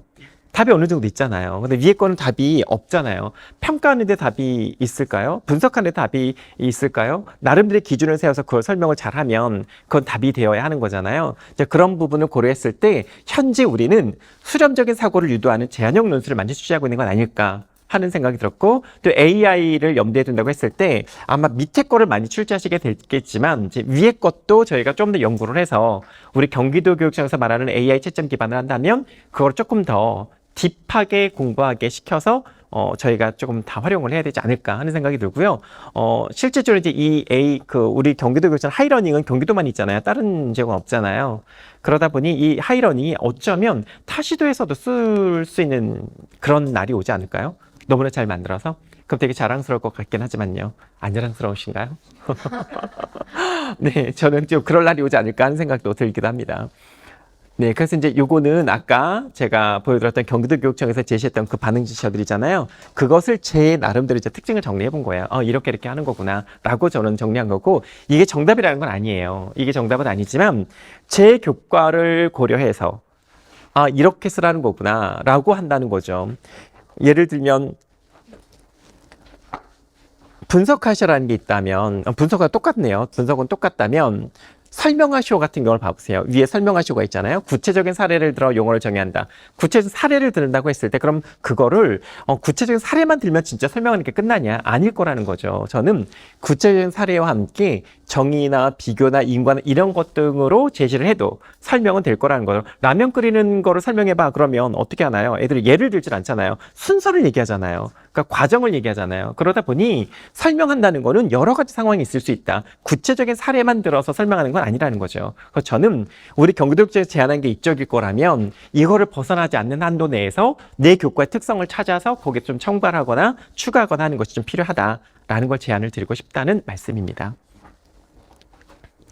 네, 그래서 제가 한번 이제 만들어 봤어요. 그러니까, 제가 여기 있는 건 이제 성취 기준은 아니에요. 성취 기준은 없는 거인 채 만들어 봤는데, 제가 어느 교과인지도 모를 거잖아요. 그래서 이제 첫 번째 걸 보시면, 다음 통계 자료가 나타낸 인구 구조 변화를 해석하시오라는 게 있다면, 저런 문제가 있다면, 당연히 통계 자료가 있겠죠. 어떤 통계 자료를 가지고 인구 구조 변화를 한번 해석해봐 라고 한다면, 애들은 그냥 그 그래프의 변화만 얘기를 할 거잖아요. 그것만 얘기할 게 아니라, 그러니까, 여기서 이제 무엇을 어떻게 써? 라고 하는 것을 염두에 둔다고 했잖아요. 그 무엇이라고 하는 것은 인구 구조의 그 그래프를 읽어야 하는데 그거의 원인은 무엇이고 의미는 뭐고 시사하는 바가 뭔지를 써야 되지 않을까? 라는 걸 이제 생각을 해본 거고, 그다음 어떻게 쓰라는 거야? 원인이 뭔지 분석해 보는 거. 그 다음에 변화의 방향이 무엇인지 생각해 보는 거, 의미 해석에 따라서 어떤 결과가 달라지는지 한번 도출해 보는 거. 이제 그거를 아이들이 쓰게 해야 되지 않을까? 근데 저게 예전에는 다 조건으로 들어갔다면 이제는 해석하시오라고 했을 때 저 해석하시오의 내용은 딱 통계 자료가 나왔을 때는 저런 식으로 내가 접근해야 되는 거구나를 아이들이 다 알고 있어야 된다는 거죠. 그게 저는 평가 리터러시라고 생각하는 것이고, 그거에 따라서 아이들이 답을 도출해서 막 쓰게 한다면 좋겠다라는 이제 아이디어였던 거예요. 그런데 하나 이제 걸리는 게 있더라고요. 그럼 애들이 왜 저런 통계 자료를 해석해야 될까? 이제 이게 궁금해졌어요. 평가를 냈다면 이걸 왜 해야 되지? 하는 생각이 좀 궁금해졌었습니다. 그런데 고차적인 사고 능력을 측정을 하면서요. 그럼 고차적인 사고 능력 측정하는 이유가 있을 거잖아요. 그래서 저는 생각해 본 게 왜 인구 구조 변화를 해석해야 될까를 생각해 본다면, 저건 어떻게 보면 인구 구조 변화라고 하는 것은 기초 데이터잖아요. 그러니까 기초 데이터를 아이들이 읽어내는 역량이 있느냐 없느냐, 그걸 측정하기 위한 게 아닐까라는 생각을 해봤고, 그걸 또 넘어서서 미래 변화에 따른 문제를 예측하는 능력을 길러주는 게 아닐까라는 생각을 해봤습니다. 변화를 통해서 미래는 어떻게 될 거야? 아이가 예측해 볼 수 있잖아요. 그래서 결국은 저출산이 일어날 것이고 학령인구가 감소될 것이고, 그럼 공동체 변화가 되겠구나. 그럼 공동체 변화가 됐을 때는 우리가 뭘 대비해야 되겠구나. 이것까지 애들이 생각하게 하려고 저런 문항을 내야 되는 거 아닌가라는 생각을 해봤습니다. 그래서 결국은 해석을 통해서 미래 변화 대응하는 역량을 애들이 길러서 그걸 바탕으로 공동체의 사회가 변한다고 하니 그럼 앞으로 공동체 변화는 이러이러한 것 때문에 도시 계획 자체도 앞으로는 이전처럼 하면 안 되겠구나, 좀 다르게 방향을 설정해야 되겠구나를 아이들이 생각해 보는 그런 고차적인 것도 해야 되고, 그거와 더불어서 문제가 있을 때 문제를 해결하는 역량도 길러야 되는 거 아닐까라는 생각을 해봤습니다. 그래서 저런 단순한 반응 지시어 같은 경우는 내가 왜 해야 되는지까지 생각을 해줄 수 있는 그런 여지가 있는 것 같고요. 무엇을 어떻게 쓰는 것뿐만 아니라 Y까지 저희가 생각을 해볼 수 있는 것 같다라는 생각이 들었습니다. 네, 그래서 이제 아까 계속 분석하시고 평가시오 이런 걸 계속 보셨잖아요. 그러니까 다 제가 계속 반복해서 말씀드리지만 채점 요소가 있다면 그 반응 지시어는 채점 요소와 연결이 되어야 되고 그 채점 요소는 당연히 채점 기준과 연결이 돼야 된다. 반응 지시어는 당연히 성취 기준과 연결될 수 있는 뭔가를 뽑아내서 만들어야 된다. 이제 이런 반복적인 얘기를 하고 있는 거고요. 그러다 보니 이제 이런 얘기가 나오는 거죠. 분석하시오라는 거 했어요. 그러면 구성 요소를 구분하게 하고 구조를 파악하게 하고 의미를 설명하게 하는 답을 쓰게 하고 학생들은 당연히 그거에 어떤 텍스트의 근거에서 체계적이고 논리적으로 저런 내용들을 중심으로 쓰게 해야 되지 않냐라는 거고요. 평가시오라는 거 있다면 그냥 평가하는 게 아니라 어떤 기준이 있다면 그 기준을 설정하는 것도 아이가 해야 되고 그다음에 그거에 대한 장단점이 있어야 된다면 장단점도 쓰게 하고 또 가치 판단하는 것이 필요하다면 그것도 하게 해서 아이가 실질적으로 자신의 관점을 갖고 텍스트에 기반해서 근거를 제시하면서 글을 쓰게 하는 것. 그게 바로 고차적인 사고 능력을 측정하는 우리 경기도 교육청에서 추구하는 논술형 평가의 방향이 아닐까. 그게 AI에 기반한 그런 것이 아닐까라는 생각을 좀 해봤습니다. 네, 이거는 실질적으로 우리 경기도교육청의 그 자료를 만든 선생님들이 만드신 거 가지고 제가 분석을 해본 거예요. 그러니까 위에 거랑 밑에 거랑 아까 2개, 4개 있었잖아요. 근데 문항을 다 봐보세요. 그러니까 평가시오라는 그 반응 지시어 쓰셨고, 분석하시오라는 반응 지시어 쓰셨고, 설명하시오, 서술하시오 이런 걸 쓰셨어요. 그런데 저거를 쓰셨을 때 우리 경기도교육청에서 제시한 반응 지시어를 염두에 두고 쓰신 게 아니었었어요. 그러니 딱딱딱 맞아떨어지지 않는 거예요. 근데 경기도교육청에서 반응 지원 이런 것이 있습니다 하고 제시했지만 저희는 그건 있구나 정도로 알았지 이걸 어떻게 활용하는지 쓰지 않고 내 마음대로 썼던 거죠. 근데 실질적으로 분석해보니 이제 그랬고 그래서 만약에 제가 이거를 활용을 해야 되는 거라면 만약 여기 지금 1번에 보면 분석하고 논술하시오라고 그랬잖아요. 어쩌고 저쩌고 해서 뭐 주인공 갈등이 겪는 뭐를 분석하고 뭐 논술하시오라고 했을 때는 저렇게 문항을 출제하는 단순하게 우리가 하는 게 아니라 한 번 더 고민해서 아까 말씀드렸잖아요. 무엇을 어떻게 왜 이걸 해야 되지? 이걸 생각을 해본다면 실질적으로 이 선생님께서는 갈등을 분석하고 어쩌고저쩌고 저런 걸 한다고 했을 때 저런 워딩이 맞는지 저런 반응 지시가 맞는지 한 번은 생각을 해보셔야 될 것 같다라는 생각이 들고 그다음에 논술하시라고 했을 때는 사실 논술이라고 하는 건 그렇잖아요. 논술하시오라고 택했을 때 저희가 먼저 떠오르는 거는 서론본론 결론을 갖춰야 된다 그 말이잖아요. 근데 서론본론 결론을 갖춰야 되는 게 논술인데 이 선생님께서 그런 형식이 없었어요. 그러니까 그런 고민이 없이 문항을 출제하셨던 거라서 이제 그런 걸 저희가 지금은 고민해서 활용을 하고 써야 된다 이 말을 하고 싶었던 것 같습니다. 네, 지금 다른데 끝나가도 제가 마음이 급해요. 저도 이제 빨리 끝내야 될 것 같고요. 네, 이제 이거는 이제 수학과이고요. 요거는 영어과이고요. 그다음에 요거는 네, 사회과에서 이런 걸 정리해 주셨고요. 다 논술하시오, 설명하시오잖아요. 그러니까 단순하게 저렇게 써버리신 거예요. 그러니까 위에 문항인 경우는 거의 논술하시오. 근데 이제 사실은 처음, 그러니까 서론본론 결론을 하나도 갖추지 않고 이제 하신 거죠. 답은 딱 단답형인 것처럼 하고 있습니다. 이제 그런 거 설명하시오로도 마찬가지고요. 그리고 네, 여기는 이제 과학과고요. 네, 이제 다 왔네요. 그래서 이제 앞에 있었던 그런 모든 것들 다 포괄 했을 때 이런 채점 기준표가 반응지에 연결이 되어서 잘 활용했으면 좋겠다라는 얘기이고요.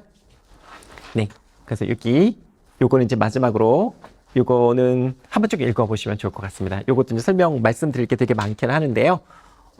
요것도 한번 읽어보시고. 네, 요거는,